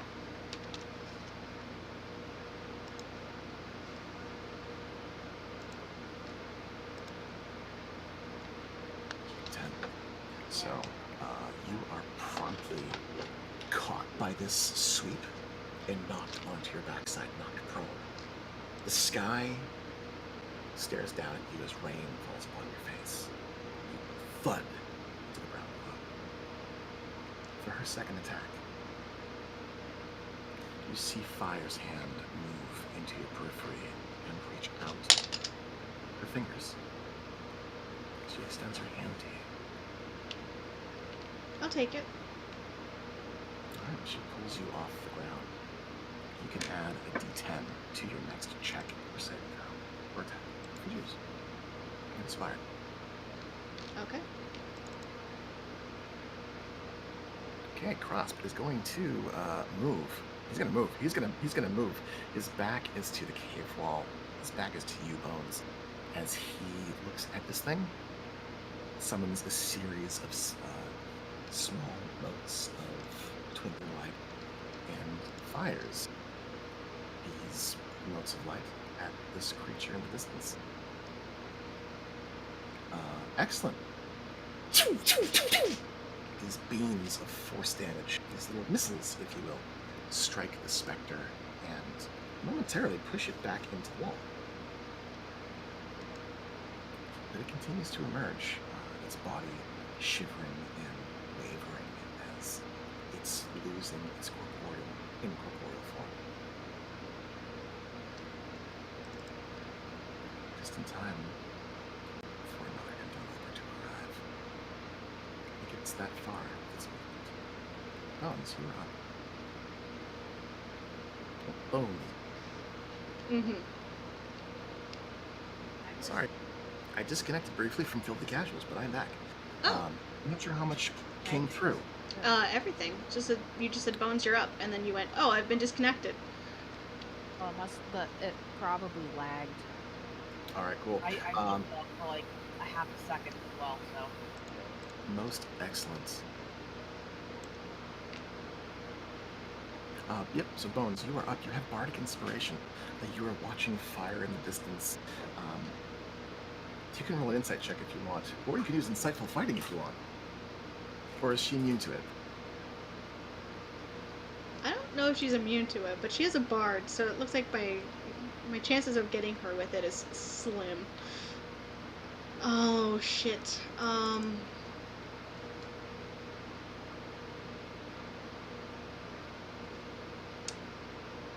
Damn. Alright.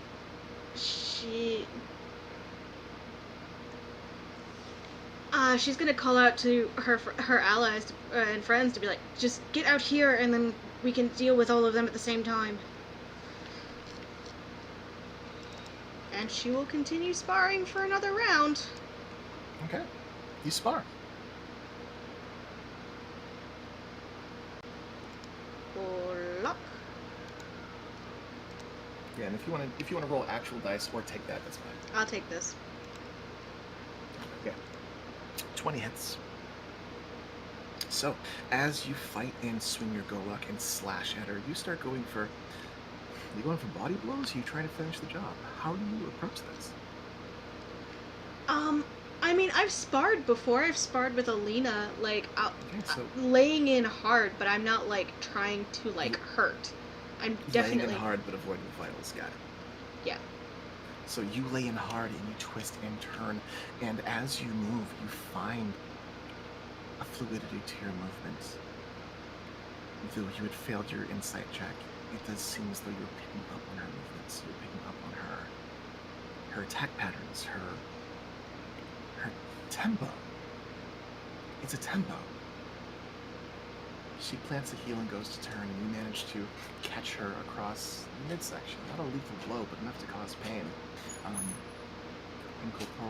Incorporeal as she doesn't flinch back, but you see parts of her shed, parts of the mist and the ethereal light disperse from her in bits and pieces.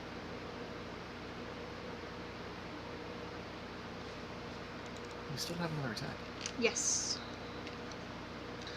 So actually you should give her 9 hit points because I double checked my ranger levels and I'm only 4 ranger. Oh, okay. So I shouldn't have gotten that second attack. But I will be using my bonus action to make an offhand attack this round. Works for me.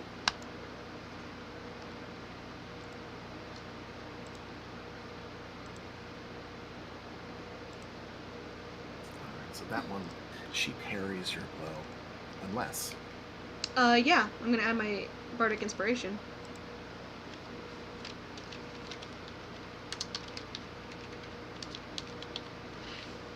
Seven. For a total of 20. You see through her feint. You manage to avoid having your Golok knocked away as you manage to land a fall. Striking true. 2 damage. Okay. Wisp, on your turn, you know that these things are being drawn by the proliferation of undead activity. There's a whole choir of spirits singing in the distance. This is a thing now. They will not stop.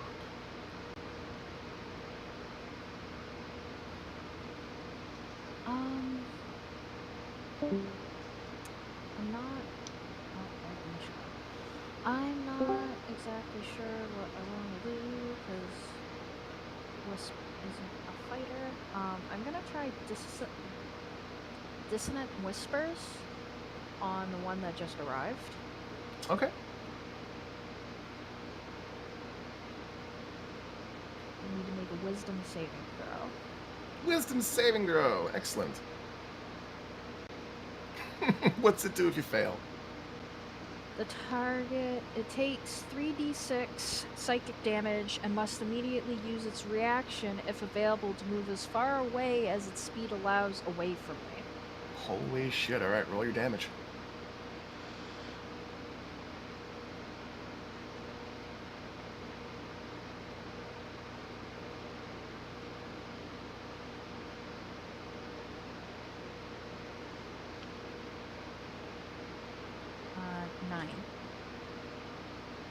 It uses its reaction to fly away, disappearing into the stone.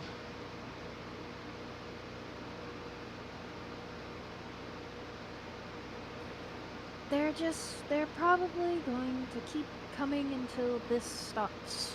There's just too much going on, and they want to eat it.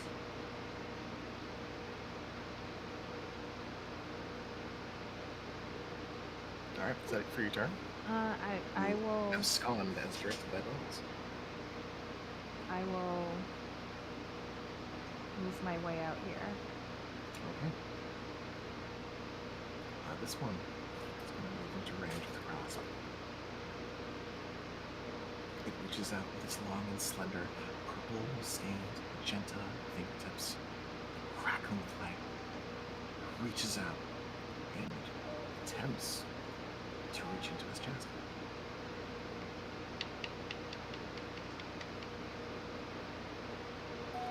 Crosp lets out a stuttered gasp while lifting his hand up and waving his hand in front of the specter. A shimmering shield appears before him momentarily, rebuking the character, rebuking the specter. As the shield shatters and he looks over his shoulder and appears to himself as well. Fire.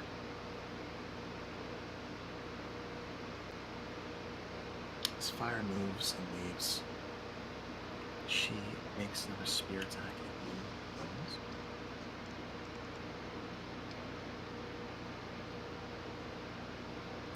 $15 heat racing. No. Swings and misses. She attacks again.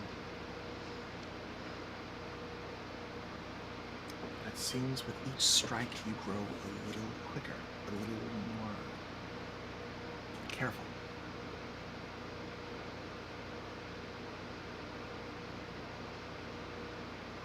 Both attacks miss. She looks at you, eyes locking for a moment, and she inclines her head. Begin another use of Bardic Inspiration, D10. Okay. Disengage! He's disengaging! He is disengaging. Moving into the fucking woods. Can he do anything on a bonus action? I don't know, he's your character. Sure is. Nope. No bonus action. No bonus actions for wizards. No siree. Paladins and wizards don't get shit. Yeah, he's gonna look back to you guys. It's right around the corner. It is right around the corner.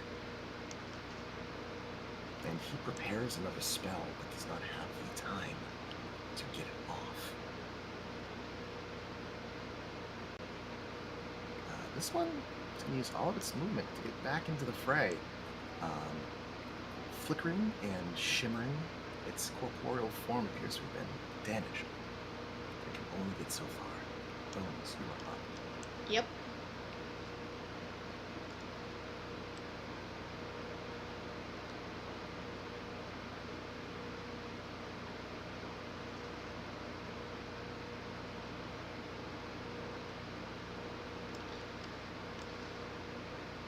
I am going to swivel around to put myself still in engagement with fire, but at the same time in between the bad ghost and the bad guys, Sure.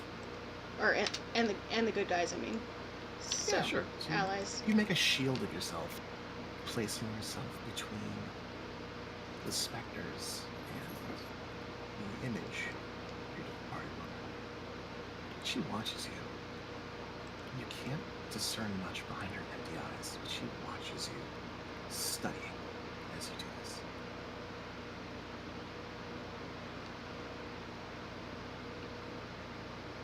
Take your action. Yeah.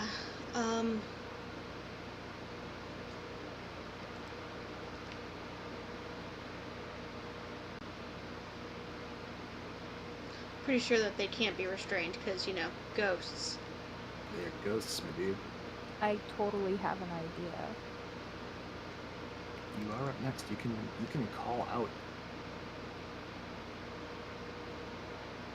It's a narrow passageway. I can cast something in the way.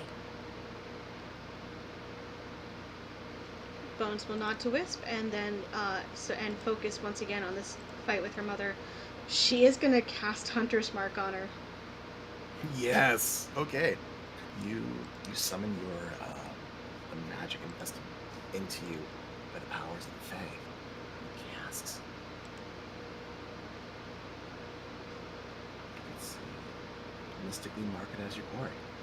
You are zeroed in on fire distance.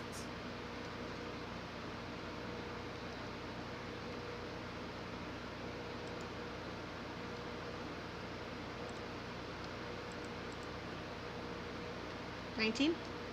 That's gonna hit. She's flanked. Oh.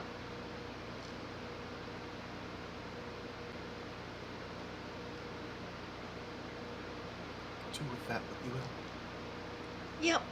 Oh, feels so dirty. But she's a rogue and a street freighter.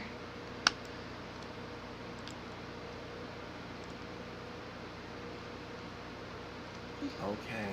Oh, hold on, there's can you more. just- Okay. Okay. Just for shits and giggles, can you roll your attack a second time? Yeah.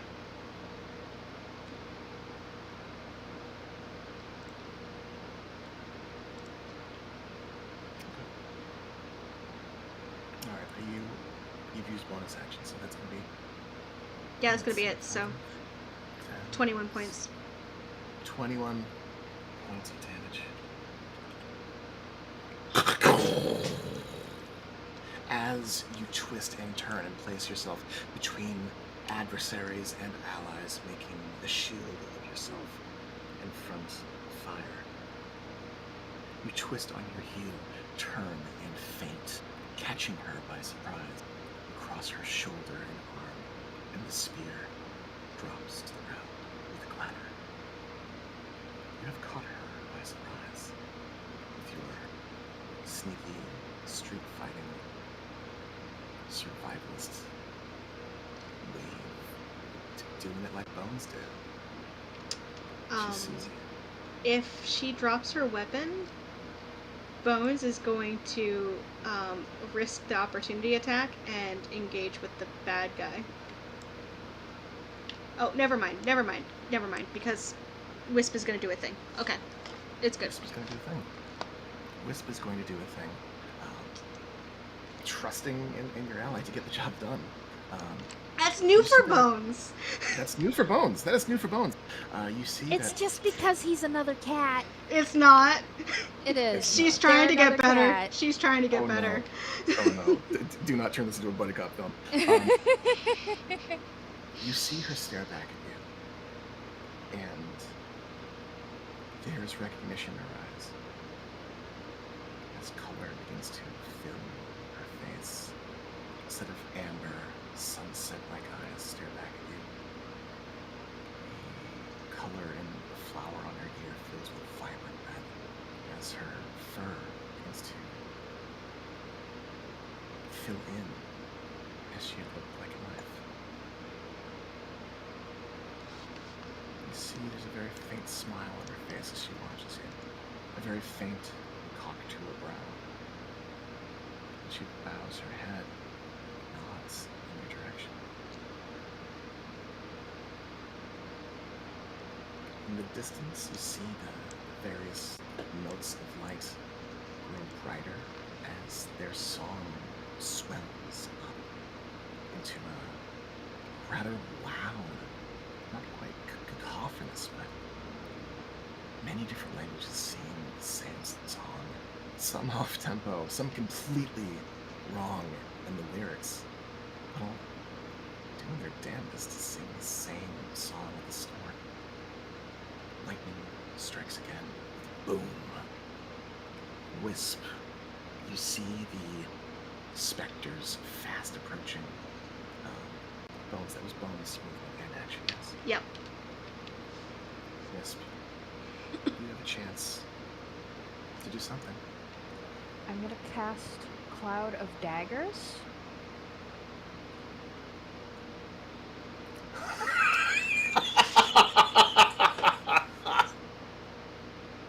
So if he comes through it, he's fucked. Alright, we'll place a marker for a cloud of daggers. Please put the description in chat as you summon forth what should be illusory little blades. Instead, they are fragments of sharpened bone, gnashing teeth, little wisps of gently cackling spirits. And you place it in their way.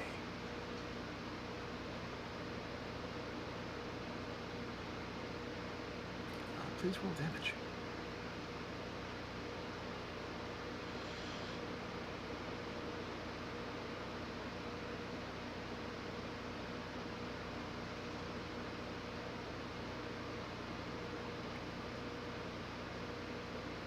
The specter leans out and reaches for Bones, trying to interrupt whatever is happening, and lets out a shriek.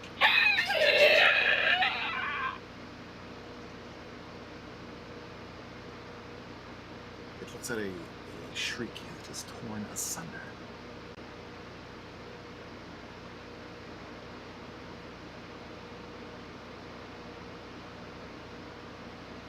leaving it to fire.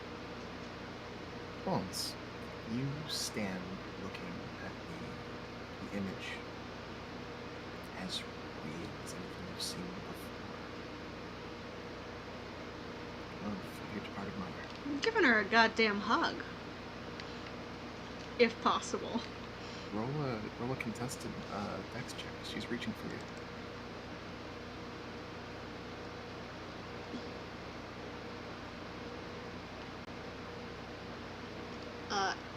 Dex or athletics or acrobatics or... Dex to get dex if you want to get in there quick. Just straight dex. She's going straight dex. Ew, Yeah. 16. That's terrible. Yeah, that beats a 7.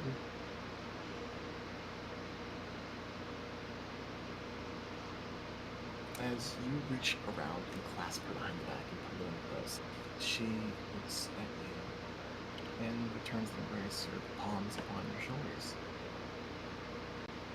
Fire leans in, places her lips upon your brow,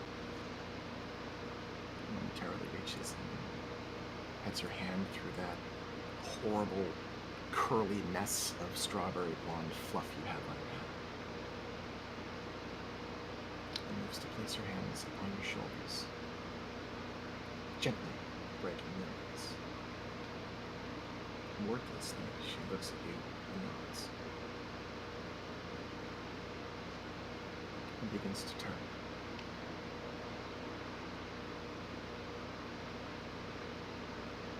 She proceeds to move away from you and toward the mist of the water.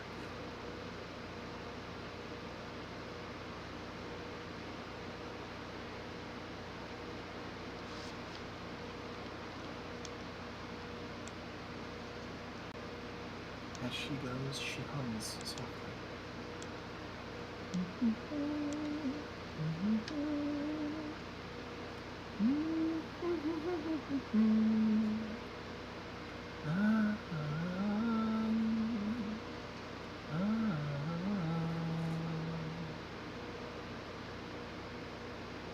As she walks atop the water's surface, step by step, into the fog.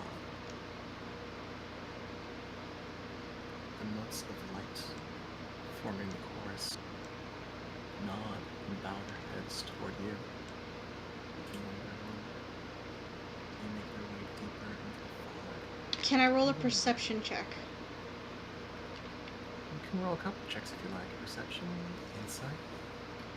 Perception first, because I want to see. I'm looking for a second face in all of those faces. Of course you are. Roll a perception check with advantage. You know who you're looking for. 24. You do not see the face of Sindar de Farron among your assembled ancestors. Please roll an insight check. You can take advantage.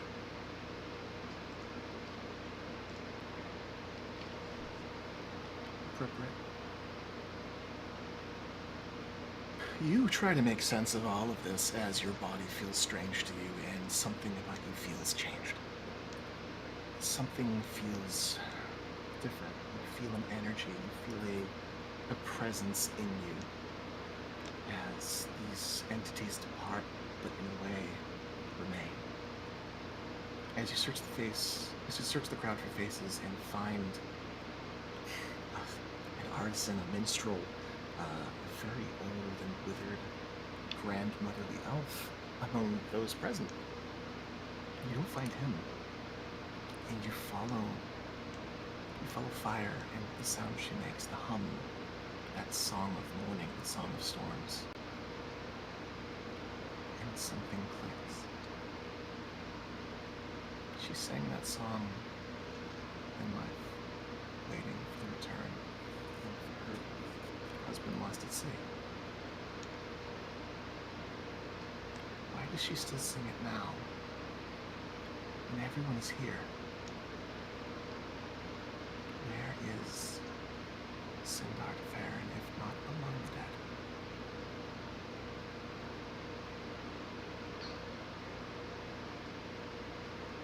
And that is where we are going to pull away from Bones and reunite, if briefly, the rest of the party.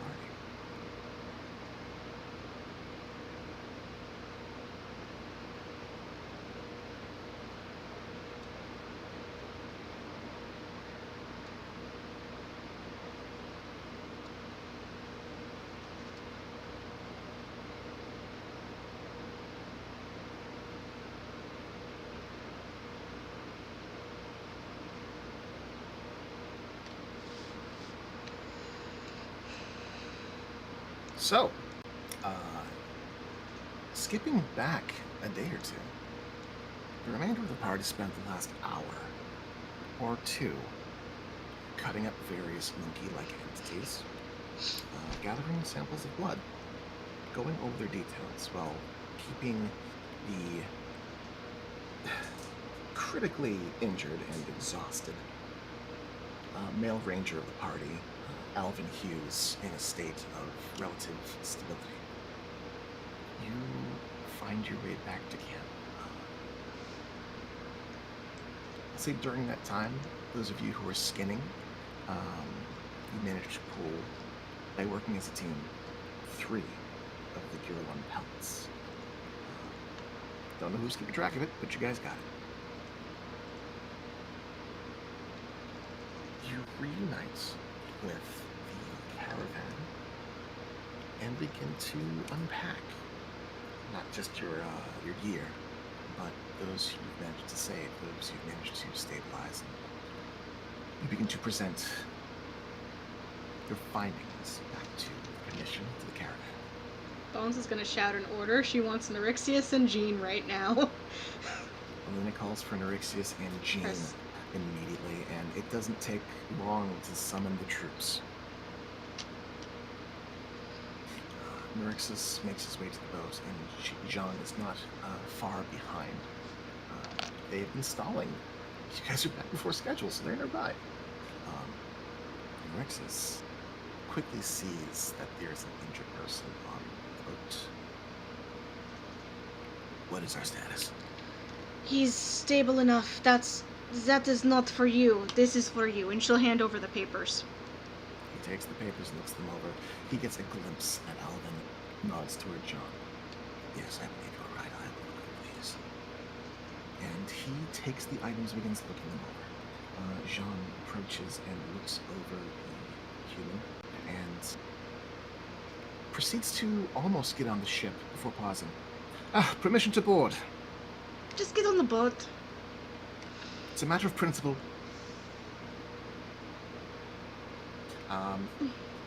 And proceeds to get on the ship.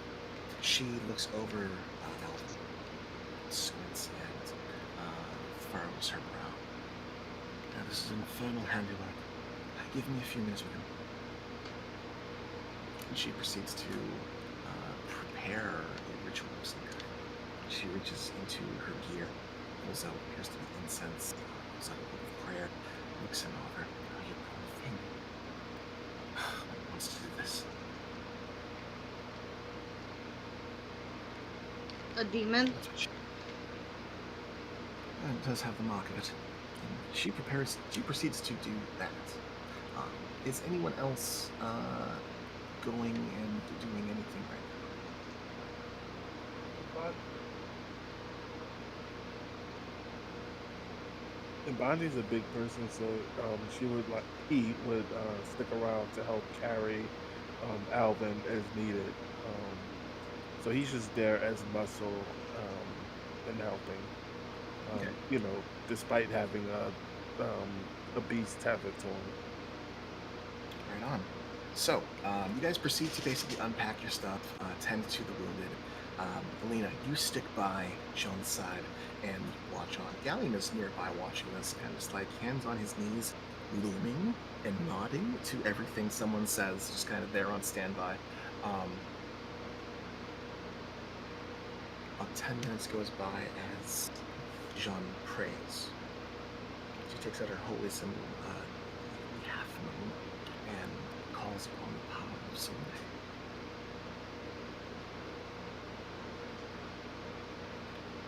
With the pure white light of the moon, Selene's grace, purify this man of his taint. She's going to attempt to remove curse.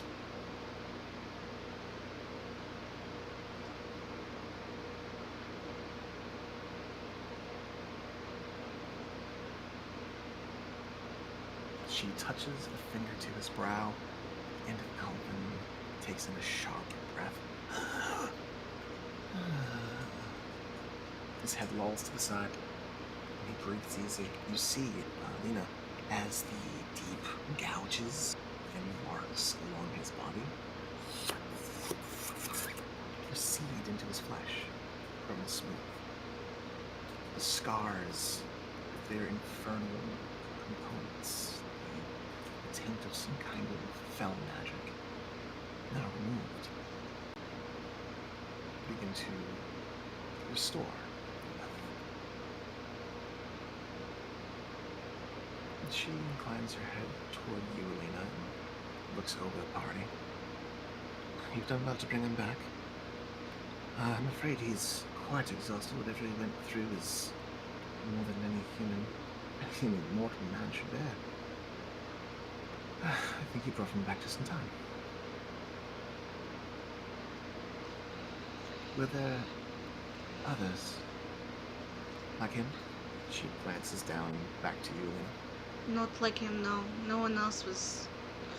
We have the people who we rescued, and he was the only one that was injured as much as he was. The rest were not with us any longer. You shall have to pray for them, whoever they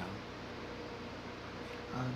You, big person, and other big person. She kind of glances at Mbanje and Karn, Biff. Mbanje and Biff, why not? And she gestures for you to help carry the man off of the boat into one of the tents there. Absolutely. They join up and do such a thing. You guys are left momentarily. In relative silence. Jean kind of dusts her hands and looks things over. Jean, I also have another problem. Oh, well, this keep happening today. Shall we walk and talk, or? Yes, please. Okay. So she settles up and begins to walk and talk with you, and spends a good long while in silence as she is contemplating and praying under her breath. Eventually, she breaks from the gesture, and this tends to happen around Jean. Sometimes she will just fall into her own thoughts or into her own prayers, and then not give you permission to speak, but let you know that she's listening now. Mm-hmm. I think Alina is trained with her long enough to know when to watch for it. Oh yeah, for sure. So my channeling of divine power is weird now. Right, we need to give you more adjectives, I think. Describe them, please. I will just reach. She's not injured, but actually, I'll cast Cure Wounds on myself to show the black hands. Because, I mean, Alina's got some wounds. Yeah, sure. You cast Cure Wounds on yourself, and you summon the power of magic. And the healing takes. You feel the healing, but there's also this kind of unsteady, sick feeling as your wounds begin to numb themselves. She looks you over. Feels bad. Ugh. It looks bad. Gods, I don't. And she looks at your fingers, and you've adopted this darkness, this non-light, as you heal yourself. And she's gonna make a religion check. Okay. She reaches out, and there is the utmost concern on her face. Her eyes are wide, her brows are very, very knit. And she takes you by the fingertips. Her knuckle kind of gets your palm, and her fingers are holding you tight, like it almost hurts, as she pulls your hand to look at it. This is a black mark. Oh, child. No good can come from this. She hands your hand back to you.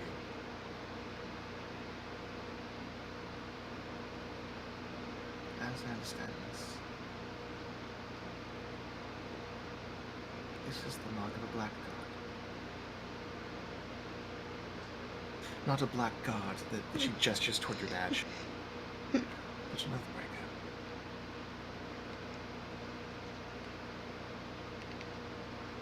Huh.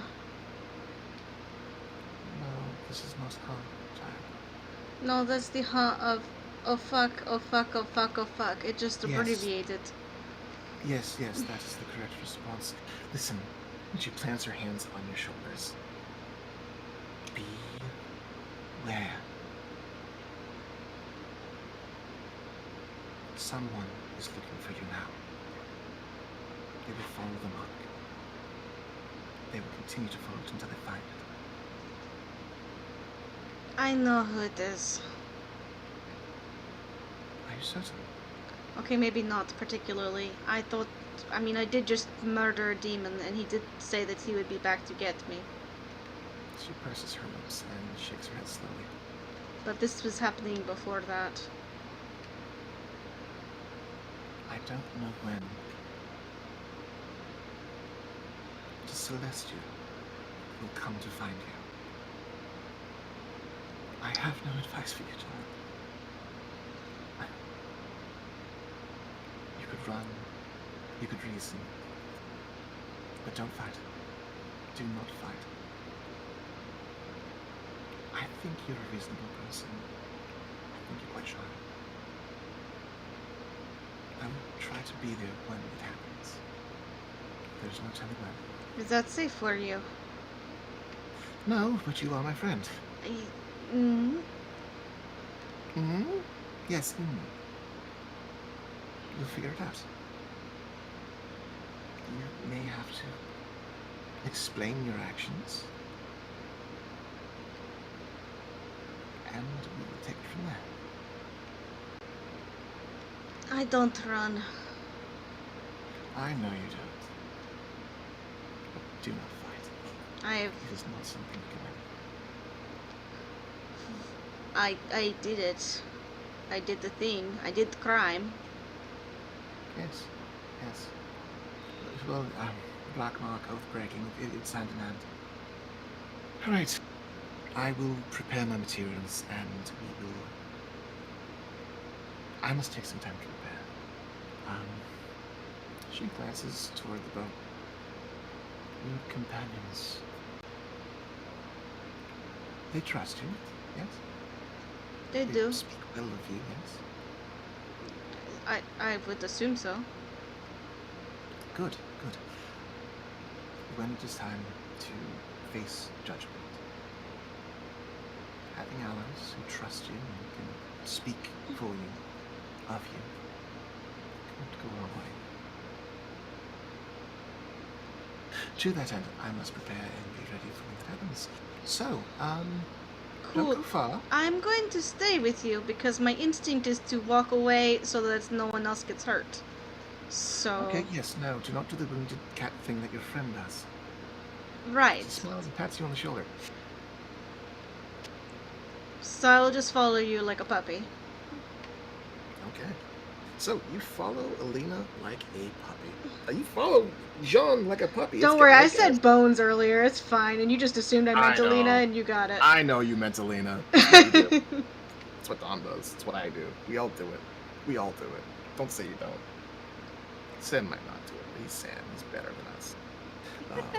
He's only got one.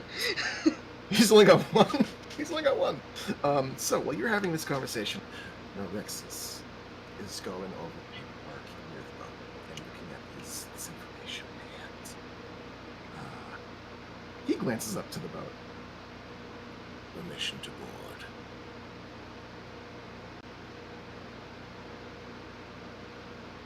How far away is he? Because Alina will just yell, get their ass on the boat.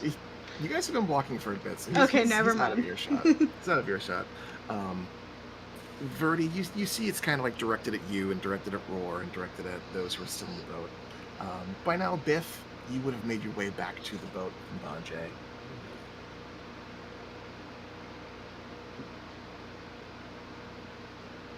Why do you need permission to board the boat? Via your lands. Board the boat. You're amongst allies. With that, he climbs up the ladder into the boat and looks over the information presents. To no one in particular, how many of you speak Infernal?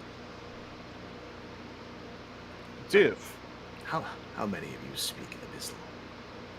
Biff. Will pause and look at Biff Vanya. Does not. Does not. and gently gesture to Vanya. Of course, the hedge which would. Yes, Lady Vanya, please, if you will. He approaches and hands you a book. He keeps the map to himself. I do not know much about this creature, but it would seem that he has come across you before. Something changed on the island. It seems he was summoned by some force, if I'm reading into this correctly, inciting as I believe I should. It seems there was a battle of some kind. A fight between warring tribes, if you will. Someone had the wherewithal to summon a demon. That was their first mistake. This entity, this Necromos, arrived, promised power, fought a fight for him, and then promptly ate his summoner. It would seem the summoner had something on their person of magical merit. The demon took it, and gained more.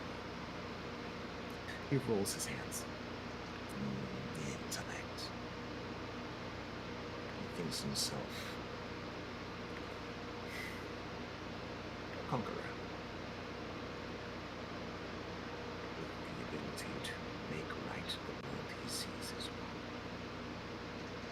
It seems he had been studying the nearby area, looking for fonts of negative power. He gestures toward the river.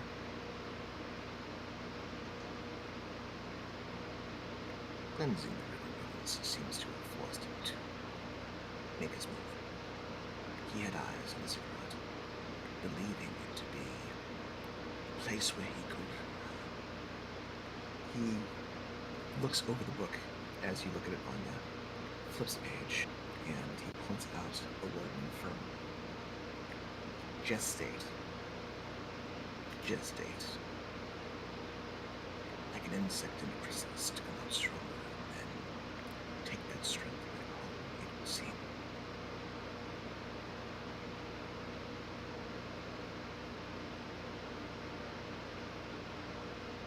I think you all have perfected something truly terrible from happening today. I commend you. I direly would like to know what is in that ziggurat that is so attractive to a demon.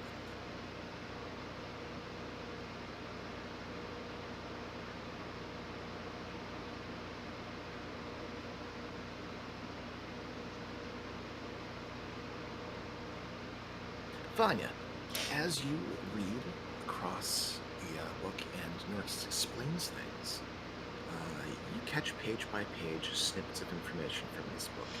This old book seems to have been repurposed, stolen. It was once someone else's journal, and then it became Negromos's journal. I can't send more than 4,000 characters? Damn it.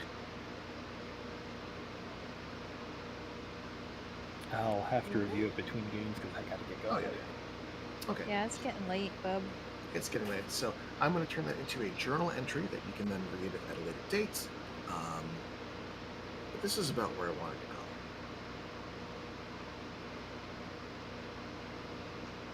Sounds good. Thank you very much.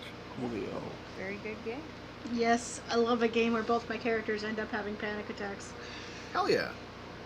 I do not mean that sarcastically. It may have sounded sarcastic, but I love it so much. Not at all. I know no one likes hurting